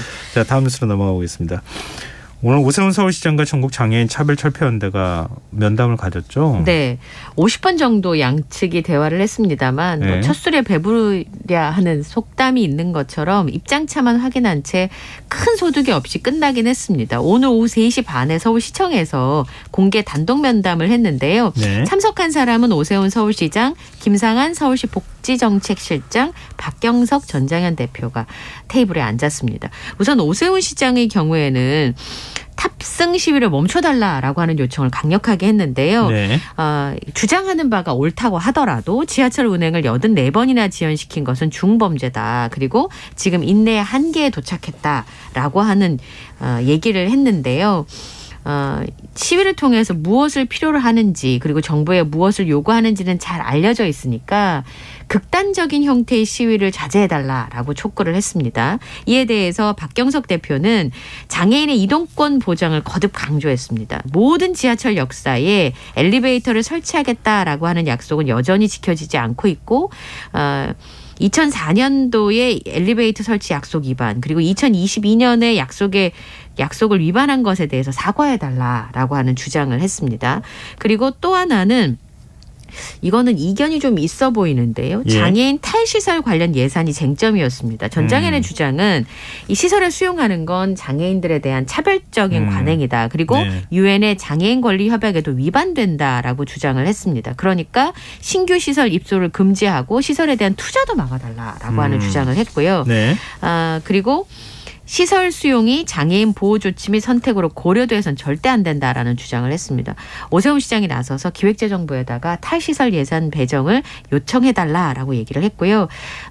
오세훈 시장은 전달을 하겠다고 얘기를 했어요. 균형 잡힌 예산을 위해서 최선을 다하겠다라고 하면서도 계속 주장한 건 뭐냐면 시위를 자제해달라라고 하는 당부였습니다. 그 주장이 옳다고 하더라도 그걸 관철하기 위해서 지하철을 세우는 건 옳지 못하다라고 하는 주장인데 어쨌든 양측이 평행 선을 그으면서 갈등은 당분간은 계속될 것 같습니다. 그럼 전장현의 탑승 시위는 계속 되는 겁니까? 아직 결론을 못 냈어요. 예.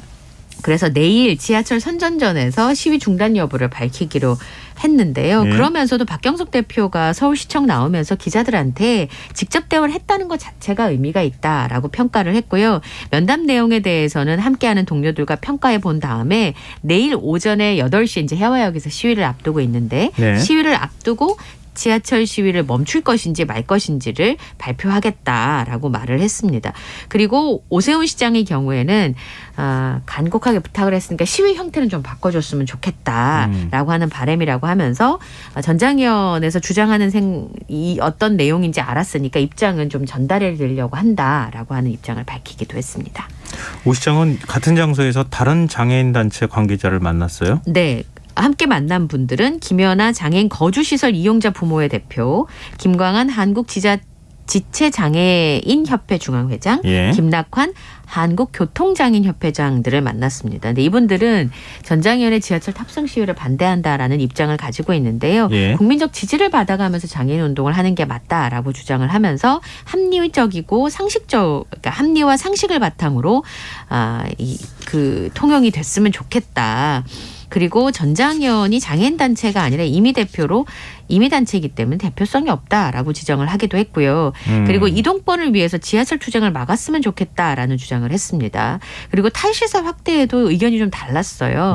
유엔 권리 협약에 보장하는 장애인의 주거 형태 선택의 자유는 전장현이 주장하는 탈시설과 개념이 완전히 다르다. 오히려 장애인들이 다양한 시설을 이용할 수 있는 그 권리를 박탈하는 측면이 있다라고 비판을 했는데요. 대신에 장애인들이 생애 주기에 맞는 합당한 서비스를 받게 해달라는 주장을 하기도 했습니다. 오늘 이 자리는 그러면은 장애인 단체 관계자들을 두루두루 만나서 의견을 듣는 자리였다. 이렇게 생각하면 되는 거네요. 네. 그리고 사실은 탈시설과 관련돼서는 좀 차이가 있습니다만 장애인분들이 지하철을 제대로 이용할 수 있게 해달라라고 하는 요청에 대해서는 반대하시는 분들이 없을 것 같아요. 그렇죠. 예. 아니 이동권은 뭐 이거는 약자 강자의 문제가 아니잖아요. 네. 누구나 다 이용해야 할 기본적인 권리잖아요. 네. 헌법상의 권리이기도 하고요. 네. 근데 그거를 강제약자로 분리한다는 것 자체가 사실은 말이 안 되는 건데 전 오세훈 시장이 뭔가 이동권 확대를 위한 대책이나 대안 같은 것도 좀 얘기하지 않을까 기대를 했는데 거기까지는 안 간 것 같네요. 얘기가. 네. 자, 지금 여러분께서는 KBS 라디오 김성환의 시사회와 함께하고 계십니다. 밤참수 계속 이어가겠습니다. 2살 배기 아이가 사흘 동안 집에 홀로 방치돼 있다가 숨진 채 발견이 되는 안타까운 일이 있었어요. 네, 인천에서 있었는데 오늘 새벽에 아이가 숨을 안 쉰다 그러면 신고가 들어왔어요. 예. 소방과 경찰이 출동을 해보니까 아이는 이미 숨져 있었고요. 아기 엄마는 20대였는데 자신이 오랫동안 집을 비워서 아들이 잘못된 것 같다라고 얘기를 했답니다. 그러니까 1월 30일 날 오후쯤에 집을 나가서 오늘 새벽에 귀가를 한 거죠. 2시쯤에. 그리고 신고는 3시가 넘어서 들어왔어요.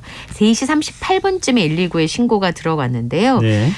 오랜 시간 동안 아이가 집에 혼자 방치돼서 숨진 것으로 보고 지금 어머니를 아동학대 치사 혐의로 긴급 체포를 했습니다. 근데 여기 가보니까 생활이 좀 어려웠던 것 같습니다.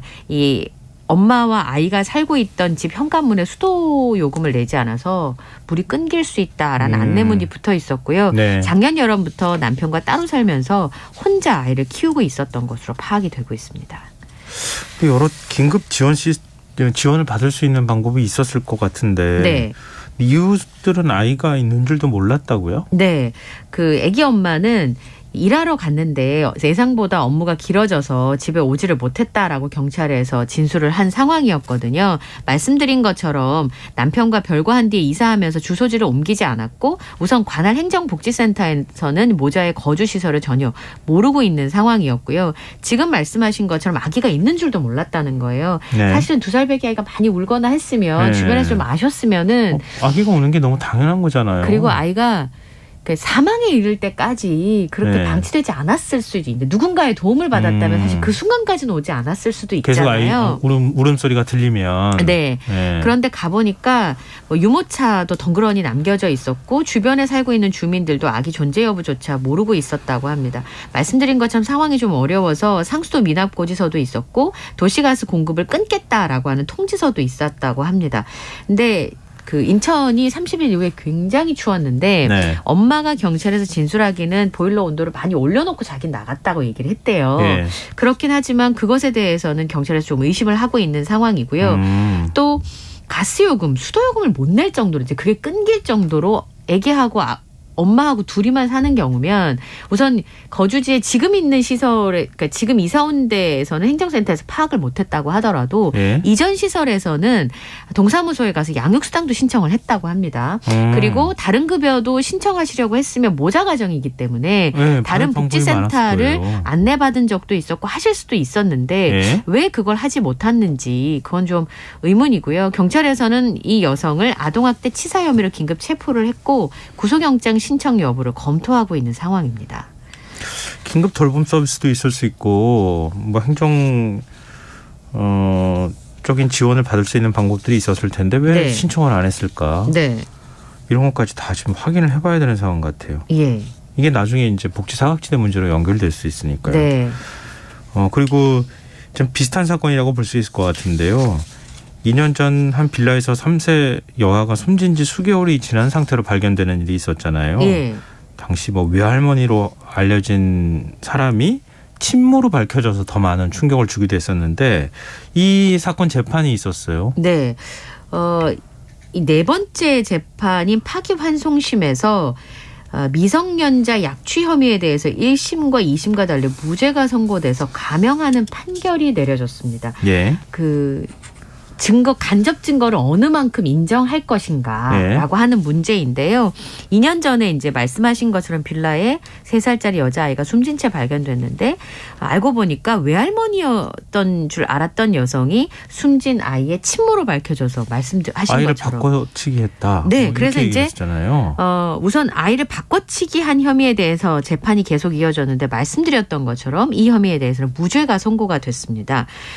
살인 혐의로 엄마가 검거가 됐는데 할머니가 이제 외할머니가 친모로 밝혀진 사건이었는데요. 본인은 끝까지 유전자 검사 결과가 나왔음에도 불구하고 친모가 아니라고 부정을 한 상황이었는데 그래서 수사 당국에서는 이 외할머니가 낳은 아이와 그 딸이 낳은 말하자면 숨진 아이의 언니죠. 예. 언니가 낳은 아이가 바꿔치기 했다라고 보고 재판에 넘겼던 겁니다. 근데 1심과 2심에는 모두 유죄가 나와서 징역 8년이 선고가 됐는데요. 예. 오늘 대법원에서 사건을 되돌려 보냈습니다. 이유는 예상하실 수 있는 대로 아이를 바꿔치기 했다는 직접적인 증거가 없다는 거죠. 그러니까 간접적인 증거를 경찰에서 여러 가지 제시를 했습니다만 충분치 않다고 재판부가 판단을 한 겁니다.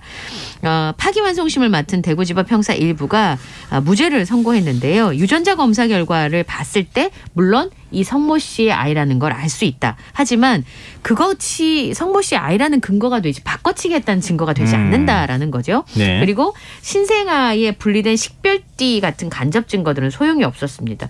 몸무게가 그 신생아 몸무게가 변했던 건 좀 자연스럽다고 볼 수 있고 식별띠 분리된 것도 이례적이지 않고 신생아가 들어와서 제3자가 신생아실에서 바꿔치기 됐다는 게 사실상 불가능하다라는 이유로 무죄를 판단했는데요. 그래서 아이를 이제 그 숨진 아이를 발견해가지고 숨기려고 했던 점이 포착이 됐잖아요. 네. 그 부분에 대해서만 징역 2년에 집행유예 3년을 선고받았습니다.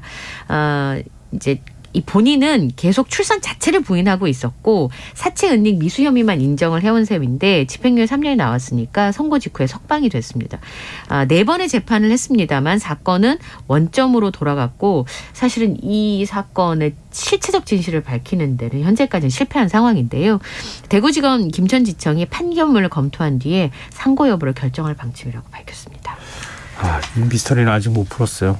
본인만 알 텐데. 그렇죠. 예. 본인이 가장 잘 알 텐데. 아니라고 지금 계속 주장을 하고 있기 때문에. 근데 검찰은 혐의 적용을 하기에 충분한 증거나 이걸 네. 찾지를 못한 상황인 것 같고. 그렇죠. 본인 입을 다물고 있고. 네, 그러게 말입니다. 뭐 하여튼 법정에서 계속 재판을 다루게 될지 이 사건을 다루게 될지 이건 좀 지켜봐야 되겠네요. 네. 자, 마지막 뉴스입니다. 오늘 오전 기온이 갑자기 뚝 떨어졌어요. 어제부터 좀 기미라고 해야 되나요? 조짐이 조금 있기는 했었는데. 네. 근데 주말이면 입춘이에요, 벌써. 예. 오늘도 하루 종일 체감 온도가 영하권에 머물면서 꽤 춥다고 느껴지셨을 텐데요. 강원 남부의 한파경보, 그밖에 강원 내륙과 산간, 경기 북동부와 경기 북부에는 지금 한파주의보가 발효 중인 상황입니다. 네. 아직 추워졌죠. 주말이면 입춘입니다. 모레 아침까지 오늘과 비슷한 추위가 이어지겠고요. 모레 낮부터 추위가 풀릴 것으로 보입니다. 내일은요, 전국이 구름이 많다가 차차 맑아질 텐데요. 지금 건조특보가 계속 확대되고 있습니다. 예. 강원 영동, 전남 동부, 영남 지역의 대기가 굉장히 건조하고 바람도 불고 있어서 산불 예방에 특히나 좀 신경을 쓰셔야 될 것 같고요. 내일 아침 서울의 기온이 영하 5도, 낮 기온은 3도여서 보통 이제 요맘때 느낄 수 있는 겨울 추위 정도가 되겠고요. 경기 북부와 강원, 경북 일부 지역에 한파특보가 내려져 있는 상황이라고 말씀을 드렸는데 예년 추위가 계속 이어지겠습니다.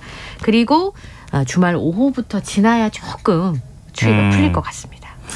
지금 정월대보름이 5일 이번 주 일요일이잖아요. 네. 혹시 달맞이 가능합니까? 네. 오후 5시쯤 시작될 예정인데요. 정월대보름이 5일인데 우리나라의 고기압에 들어서면서 맑은 날씨가 계속되고 전국에서 달맞이는 가능하겠습니다.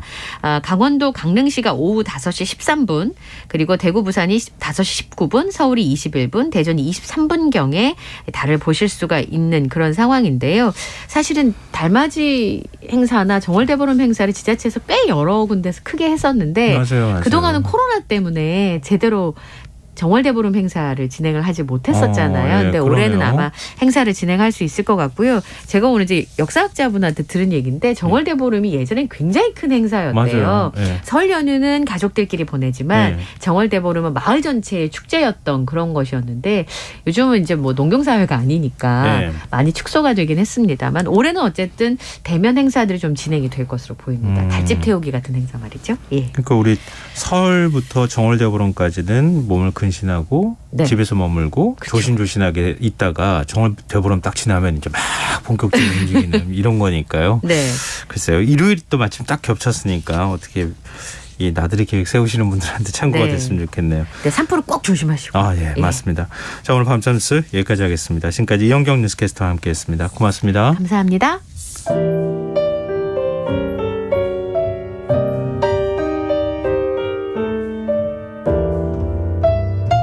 내일의 품격. 김성환의 시사야에서 챙겨가세요. 하루를 마무리하는 시간 꺼내보는 당신의 지식 창고. KBS 1라디오 김성환의 시사야.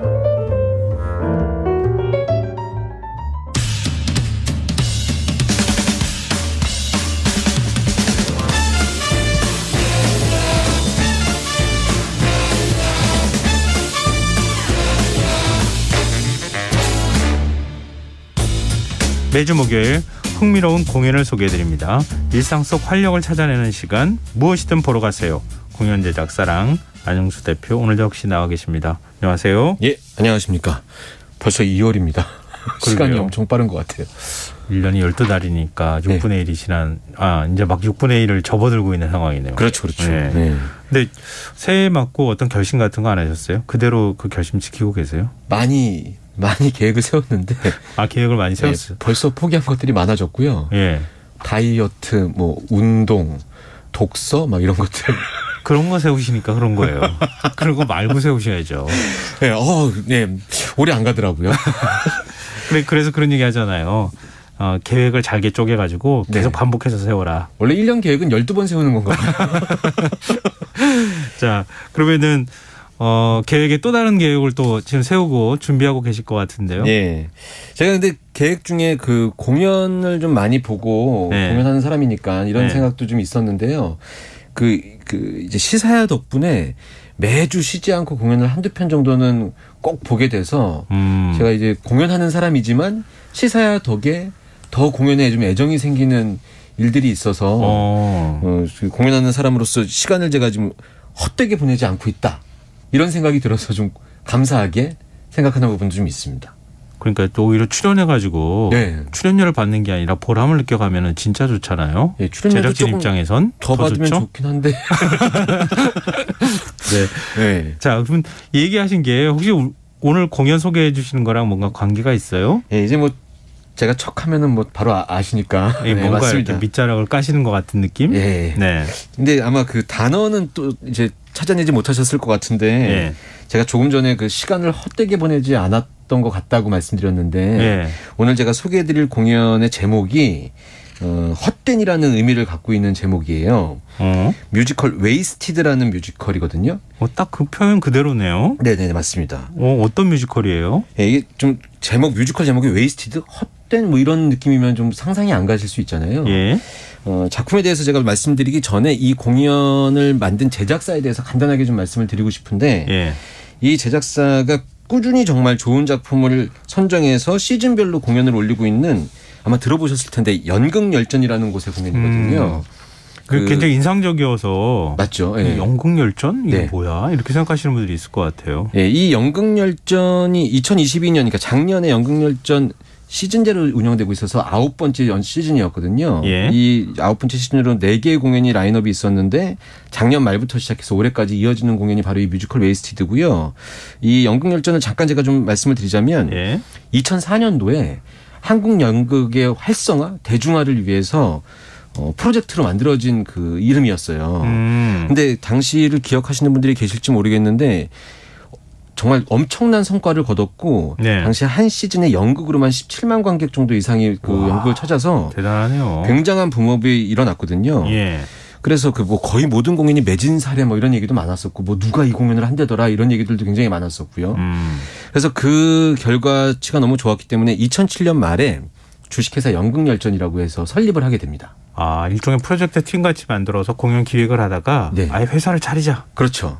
그렇게 운영이 돼서 그 이후로 연극열전 2, 연극열전 3 이런 식으로 진행이 됐는데 이게 한 해 하는 시즌 이런 게 아니라 어떤 시즌은 2년에 걸쳐서 공연이 되기도 하고 이렇게 꾸준히 이어오고 있었던 팀의 공연이고 이 연극열전이 이제 작년에 연극열전 9 이렇게 이제 진행이 된 거죠. 그래서 연극열전에서 했었던 작품들을 제가 좀 잠깐 말씀드리면 에쿠스, 그와 그녀의 목요일, M 버터플라이, 킬미나우, 뭐 톡톡, 킬롤로지, 그다음에 창문 너머 도망친 백세 노인, 렁스, 마우스피스, 그리고 제가 이 시사에서 소개해드렸던 그 등산 가지고 말씀드렸다는 그 영국 터치 더 보이드라는 작품도 예, 영국이었어요. 예, 그 작품도 역시 이 연극열전의 작품이었습니다.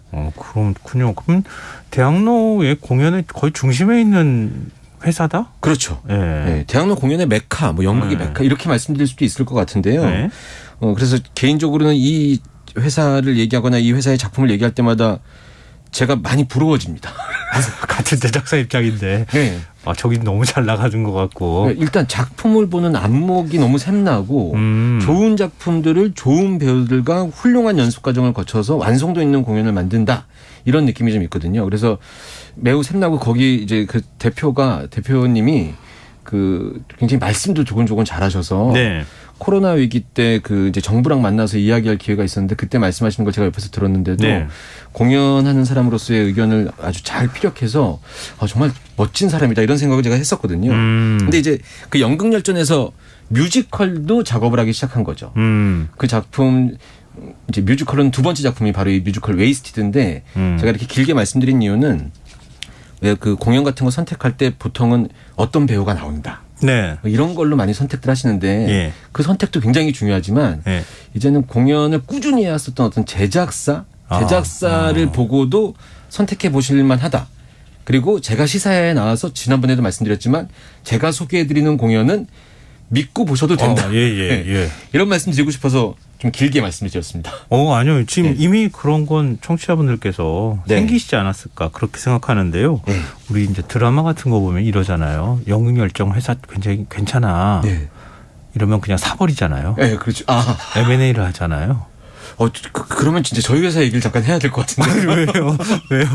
저희 회사도 누군가 어떤 큰 기업에서 제휴 계약을 할 수도 있으니까. 그렇죠. 또 실내에 있는 작품을 만드는 회사로 제가 하고 있는 회사, 주식회사 랑이라는 회사, 뮤지컬 시데레우스, 풍월주, 크로이저 택엔 누가 살고 있을까, 지금 현재 하고 있는 미드나잇 이런 좋은 공연을 하고 있는 회사가 있거든요.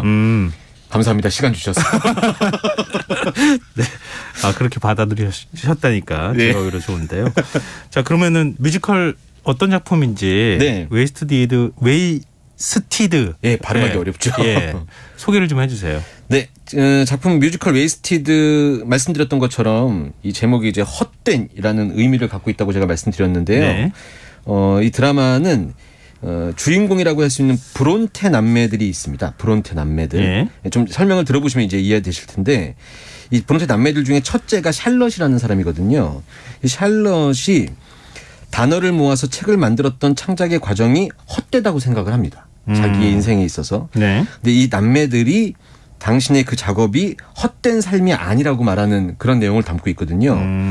이 작품은 말씀드렸던 것처럼 브론테 남매의 일화를 좀 나열하는 데 그치지 않고 그 당시에 편견이 가득한 세상에서 이 남매가 부딪혀왔었던 열정과 노력이 헛되지 않았음을 보여주는 의미를 담고 있는 그런 뮤지컬이라고 제가 말씀드릴 수 있을 것 같아요. 등장인물은 어때요? 아마 제가 브론테 남매라고 그냥 이렇게 딱 말씀드리면 바로 누구지? 이렇게 생각하실 수도 있잖아요. 근데 제가 좀 설명해 드리면 이렇게 하실 수도 있을 것 같아요. 왜냐하면 저도 이 작품 이제 보기 전에 좀 자료 조사하다가 알게 된 일이기도 한데 아마 적어도 제목 정도는 분명히 들어보셨을 법한 책의 저자들입니다. 이 남매들이. 제인 에어라는 책의 저자 샬롯 브론테, 폭풍의 언덕, 에밀리 브론테, 그리고 아그네스 그레이 이 책의 앤 브론테. 이 사람들이 자매입니다. 모르셨던 분들 많을 것 같아요. 들어본 이름인데? 다 자매야? 다 자매고요. 그리고 이제 이 남매라고 제가 말씀드렸잖아요. 남자 형제도 한 명 있거든요. 둘째로. 이제 당시에 화가이자 시인으로 활동했었던 브레넬 브론테까지 해서 19세기 초에 영국에서 작가로 활동했던 이 브론테 남매들의 생애를 그린 작품이라고 제가 말씀드릴 수 있을 것 같아요. 그렇군요. 우리나라에서는 뭐 아시는 분들은 또 아시고 모르시는 분들도 있겠지만 이걸 해외에서 볼 때는 이게 이제 각 외국에서 먼저 공연된 걸 갖고 온 거잖아요. 그렇죠. 이건 라이선스 공연이죠. 그러면은 거기서는 뭐 정말 유명한 스토리겠어요. 이게. 그렇죠. 그러니까 아마 책을 좋아하시는 분들은 그건 당연히 알고 있는 거 아니에요 이렇게 생각하실 수도 있고 저는 사실 책을 많이 보진 않아서 저도 이제 자료 조사하면서 놀랍다고 생각을 했었고 이 소재 때문에 사실 이 웨이스티드라는 뮤지컬이 만들어져서 이번에 올라가기 바로 직전에 우리나라 창작 뮤지컬로 뮤지컬 브론테라는 작품도 만들어졌었어요. 그러니까 소재가 너무 관심이 가는 이 남매들의 이야기니까. 근데 이렇게 남매들이 다 뭔가 글을 쓰거나 뭐 예술 활동하는 거 참 쉬운 일이 아닌데. 근데 이게 지금 이제 실존하는 사람들의 얘기라고 하면 그렇죠. 일종의 좀 위인전같이 흘러갈 가능성도 있을 것 같은데 그렇지는 않아요? 위인전이긴 하지만 위인전이라고 제가 말씀드리는 것보다는 이제 그분들의 이야기를 사실적인 형식, 제가 오늘 이렇게 정리를 한번 해봤습니다. 사실적인 형식과 환상적인 음악 그리고 파격적인 퍼포먼스로 이 공연을 만들어서 보여줬다. 저는 이렇게 한번 정리를 해봤어요. 이거 도대체 어떤 공연인지 오히려 갑자기 궁금해지는데요. 네. 제가 이 대본 쓰면서도 사실적인 형식, 환상적인 음악, 파격적인 퍼포먼스 이렇게 쓰면서 이건 연극열전 대표님이 들으시면 좋아하시겠다 생각을 하면서 좀 설명을 해드리면 제가 처음에 이제 사실적인 형식이라고 말씀을 드렸는데 이 남매들의 모습을 태어나서 죽을 때까지의 모습을 순차적으로 그냥 이 서사를 위주로 이렇게 쭉 보여주는 것이 아니고요. 공연의 시작 장면이 이렇습니다. 이 가장 큰 그 여자분이죠, 샬롯. 이게 큰 아이, 큰 형제, 그러니까 마지라고 해야 되나요? 맏딸. 샬롯의 다큐멘터리 촬영하는 모습으로 공연이 시작되거든요. 이제 당시가 19세기고 19세기 상황에서 샬롯의 다큐멘터리가 진행이 되고 있는 상황이에요. 근데 이제 샬롯이 당시에 제인 에어의 작가도 아니고요. 필명인 커러벨도 아니고 평범한 목사의 아내, 그러니까 아서 니콜스 부인으로 살아가고 있는데 그 모습으로 촬영을 하기 시작하죠. 인터뷰를 진행하는 도중에 먼저 세상을 떠나간 동생들이 극중에 이제 등장하게 됩니다. 그러면서 그들의 어린 시절로 쑥 들어가면서 그때부터 공연의 드라마가 시작이 되죠. 그러면서 이제 그때부터 어린 시절부터 쭉 그냥 서사적으로 이렇게 나오는 게 아니라 그 4명의 남매들의 모습을 단편적으로 딱 보여주는데 이걸 굉장히 밀도 있는 대본으로 해서 이 좀 사실적인 어떤 형식으로 공연을 아주 빈틈없이 만들어낸 공연이라고 해서 저희가 일반적으로 이런 공연 보면 좀 서사 위주로 가다 보니까 이런 식의 공연을 보면 좀 신선함을 느낄 수 있다. 이렇게 제가 설명드릴 수 있을 것 같아요. 구성이 굉장히 독특한 뮤지컬이다 이렇게 생각되는데요. 근데 뮤지컬이니까 아무래도 음악이 굉장히 중요하잖아요. 이래서 이제 두 번째 단락. 환상적인 음악. 이쪽으로 이제 이어집니다. 그렇죠. 약간 인터넷 강의하는 것 같은 느낌이 이 공연이 300석이 채 되지 않은 한 260석 되나요? 이 정도 공연장에서 소극장에서 진행이 되는데요. 이 공연도 인터미션이 있고 150분짜리 좀 긴 공연이에요. 그리고 이 150분짜리 공연에 30곡이 넘는 곡이 30곡이 넘는 32곡인가 4곡 정도의 곡이 아주 풍성하게 들어가 있거든요. 이게 많은 거잖아요. 엄청 많은 겁니다. 그리고 이 공연의 가장 큰 매력 중에 하나인 이 라이브 밴드가 들어가 있습니다. 그리고 이 뮤지컬 웨이스티드가 락 뮤지컬이라고 하거든요.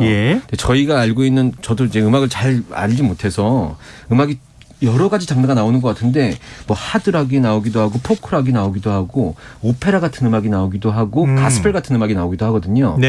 이 음악 여러 가지 장르의 음악이 다 락이라는 음악 안에 형성이 되는데 이걸 연주자들 4인조 밴드 연주자들과 4명의 남매들의 노래로 들으면 폭발적인 그 느낌이 아주 진짜 공연 끝나고 나서 한동안 보통 공연 끝나고 나서 집에 오는 길에 공연 좋았다 이러면 이제 조금씩 사라지기 마련인데 며칠 가더라고요. 정말 기가 막힌 공연이었다. 이런 생각이 들면서. 근데 공연장이 300석이 안 된다면서요. 이건 뮤지컬로 하고 거기에 라이브가 들어가니까 완전히 압도당할 것 같은. 그렇죠. 이런 식의 형식의 공연들이 이제 뮤지컬 리즈라는 공연도 있었거든요. 비슷한 느낌을 좀 받으실 수도 있는데 소극장 안에서 콘서트 같은, 그러니까 차라리 뮤지컬 좀 얘기가 좀 힘들 것 같은데 라고 생각하시는 분들이 계시다면 정말 재미있는 한번 콘서트를 보러 갈까? 이런 식으로 접근해 보셔도 좋을 것 같다는 생각이 들더라고요. 오늘 노래를 한 곡 준비해 오셨잖아요. 그렇죠. 이게 제가 계속 말씀을 드려도 느낌이 어떨지 모르실 수 있으니까 제가 노래 한 곡을 갖고 왔는데 우린 모두 글을 써라는 넘버거든요. 이 뮤지컬 웨이스티드에 나오는 넘버인데 보통 이제 이 넘버를 어떤 배우가 부른 버전으로 들으시겠습니다. 이렇게 하는데 이 곡은 이번에 참여하시는 더블 트리플 캐스팅들이 모두 다 함께 불러서 이 소절을 나눠서 네. 함께 부른 넘버고요. 제가 다 들려드리고 싶은데 시간이 너무 늦은 시간이라고 그래서 한 4분 몇 초 되는 곡인데 좀 일부분만 좀 들려드려서 분위기만 좀 느끼시라고 오늘 가져왔습니다. 네, 듣고 오겠습니다.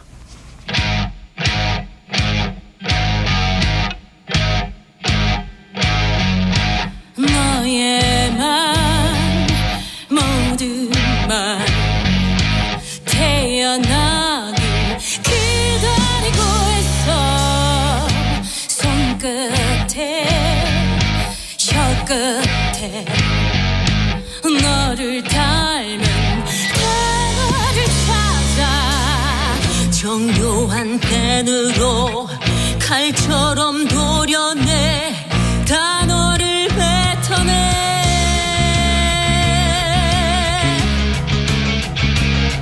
아니 진짜 소설을 써보자고 두 번의 출판사에 다들 하나쯤 있잖아.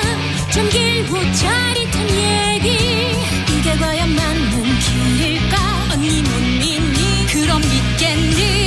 그런데 근데 그게 좀 됐어. 그만해. 입 다물고 그냥 서. 그리하여 소설에 도전해본 나 기나긴 글을 써보자. 어린 시절 생각나. 잡지 썼잖아. 비슷한데 좀 더 강렬하게 시선을 감아내. 나는 도발해. 나는 아그네스 그레이. 어떤 얘기를 써볼까? 남의 집 애들을 가르친 경험들. 꿈같은 남자 복수의 화신. 우리들은 각자 자신만의 소설을 쓴다.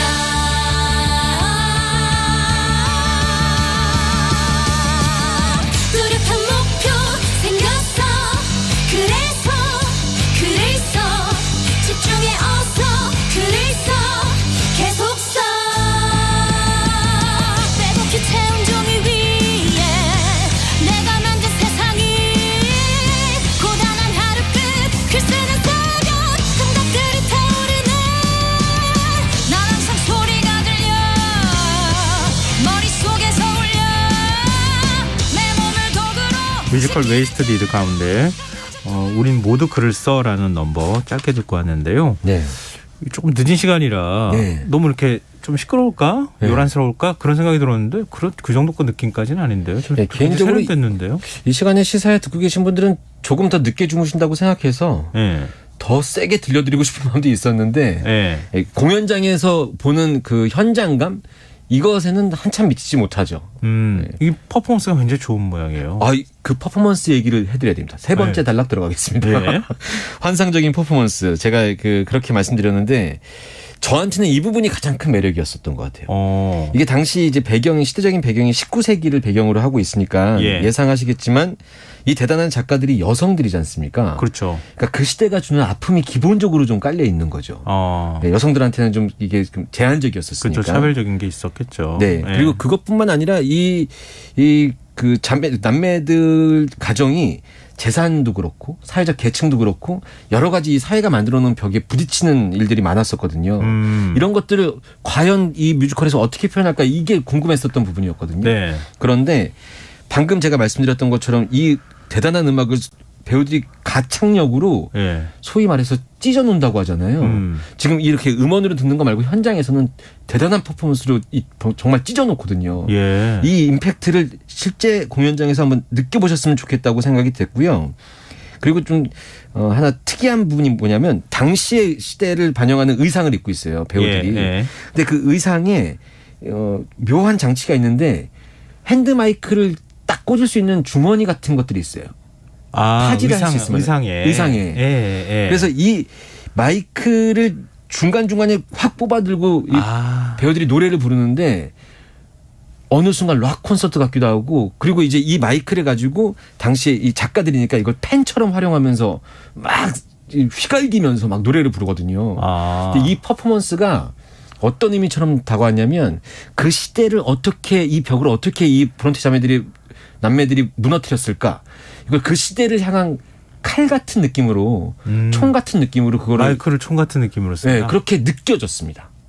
마이크에 대고 노래를 부르는 이 소리가 다 총알이고 세상에 대한 항변이고 이런 느낌이 들어져서 그래 공연은 이런 식으로 표현해야 되는구나 이런 생각이 들면서 연출 자체가 너무 멋지다라는 생각이 들어서 이 부분을 꼭 말씀을 드리고 싶었어요. 그래서 개인적으로는 이 배우들이 정말 대단한 가창력으로 노래를 소화시키고 4명의 연주자가 무대 아래 지하에 살짝 비치는 틈 사이로 연주자들이 있거든요. 그 네. 밴드 드럼 소리나 기타 소리나 이런 것들 쫙 들려오고 4인조 밴드의 4명의 배우 그리고 그 시대를 상징하는 의상 옆에 붙어있는 마이크 주머니. 그래서 마이크를 뽑아들 때마다 마치 아더왕이 검을 뽑는 것 같은 느낌으로. 그것도 마이크만 이렇게 막 마이크 가지고 뭔가를 할 거 아니에요. 막 그렇죠. 던졌다 받았다가 뭐 이렇게 하면서 그 마이크로 펜을 썼다가 노래를 불렀다가 그리고 중간에는 스탠드 마이크도 들어와서 노래를 부르기도 하고 이게 관객들한테 보여주는 어떤 그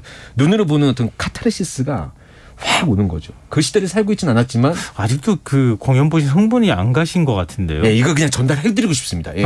막 흥분해서 지금 승모근이 올라오면서 얘기하는 이 모습을. 공연 포스터가 그 마이크가 들어가 있는 게 이렇게 뭔가 맞아요. 약간 그 붉은색의 뭔가 헝겊 같은데 마이크가 이렇게 꽂힌 느낌이었어요. 그게 그거네요. 정확히 보셨네요. 그리고 공연에 이제 배우들의 그 프로필 사진 같은 것도 봐도 그 시대의 의상을 입고 있는데 줄이 달려 있는 마이크를 쥐고 있거든요. 공연장에서 보면 그냥 락 뮤지컬이니까 저렇게 찍었나 보다라고 생각했는데 공연을 막상 보니까 의미를 저는 그렇게 해석이 되더라고요. 그 시대의 세상을 향해서 뽑는 마이크 소리로 된 어떤 총 같은 이런 느낌이 들어서 의미도 굉장히 좀 다양하게 해석할 수 있을 것 같고 공연 보는 재미도 있고 그렇게 느꼈습니다. 근데 이 무대 장치 자체는 어때요? 무대 장치는 대단한 게 별로 없고요. 아주 심플하게 계단같이 심플한 무대에서 노래를 부르거든요. 그러면서 아주 작은 아이디어로 그 배우들이 왔다 갔다 하는 통로를 마치 브론테 남매들이 살았던 집 같은 형태로 느끼게 해주고 그 브론테 남매들이 살고 싶다는 그 동네도 아주 작은 소품으로 이용해서 보여줘서 아기자기한 면도 살짝 보여주고 무대는 휑한 듯하지만 노래로 채워지는 그 마이크를 갖고 들어왔을 때 채워지는 그 느낌이 대단해 보인다. 그러니까 우리 이제 배우나 가수도 마찬가지지만 지금 특별할 것 없는 그런 300석 정도가 안 되는 공연 무대에 4명이 올라와서 맞습니다. 4명의 밴드가 연주하는데 그렇게 사람들을 흥분의 도가니로 몰아서 넣을 수 있는 그 에너지라는 게 엄청난 것 같아요. 맞습니다. 이제 최근에 대형 뮤지컬들 정말 어마무지한 자본으로 화려한 무대를 수놓은 공연도 그 나름대로의 어떤 볼맛이 나지만 이 소극장에서의 공연은 이런 심플한 듯한 무대에서 상징적으로 보여주는 무대 이런 것들이 관객분들의 뇌리에 좀 오랫동안 남는 모습으로 기억되지 않을까 이런 생각이 듭니다. 자, 마지막으로 꼭 하고 싶은 말씀이 있으시다고요? 웨이스티드 준비해서 시사회에서 무슨 말씀을 드리지라고 생각하다가 웨이스티드라는 단어의 의미가 헛된이라고 제가 말씀드렸는데 이 작품을 보고 나서 저 시대에 브론테 남매가 저렇게 살았구나 이런 느낌을 받으시는 것도 매우 중요하고 뮤지컬로서의 형식도 멋지다 이렇게 생각하시는 것도 중요하지만 보고 나서 한동안 이 메시지가 오래 남았으면 좋겠다는 생각을 했거든요.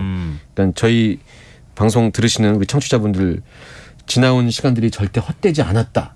이런 것들을 주변에서 누가 인정해주고 그래야 살아갈 맛이 나고 좀 힘이 나지 않습니까? 그럼요. 네, 맞습니다. 웨이스티드가 주고 있는 메시지는 저는 그것이라고 생각했어요. 지나왔던 돌이켜서 그 시절에 내 삶은 좀 헛됐다? 그렇지 않다. 이런 말씀을 드리고 싶었습니다. 웨이스티드 준비하면서 생각한 멘트입니다. 많은 분들한테 위로가 되는 말씀이실 것 같아요. 너 잘하고 있다 이 말 듣고 싶거든요. 잘하고 계세요 지금. 감사합니다. 자, 무엇이든 보러 가세요. 안흥수 대표와 함께했습니다. 오늘 말씀 고맙습니다. 감사합니다. 김성환의 시사요. 오늘 순서 여기서 마칩니다. 모바일 쿠폰 당첨자는 홈페이지 공지사항에서 확인하실 수 있습니다. 편안한 밤 되시고요. 전 내일 다시 찾아뵙겠습니다. 지금까지 시사평론가 김성환이었습니다. 고맙습니다.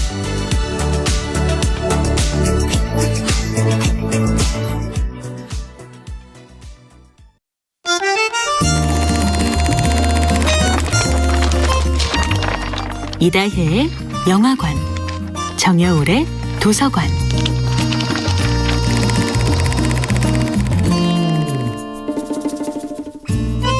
안녕하세요. 안녕하세요. 여러분과 아름답고 풍요로운 책 이야기를 나누고 있는 작가 정여울입니다. 이번 주에 함께하는 작품은 캐서린 스토킷의 소설 헬프입니다.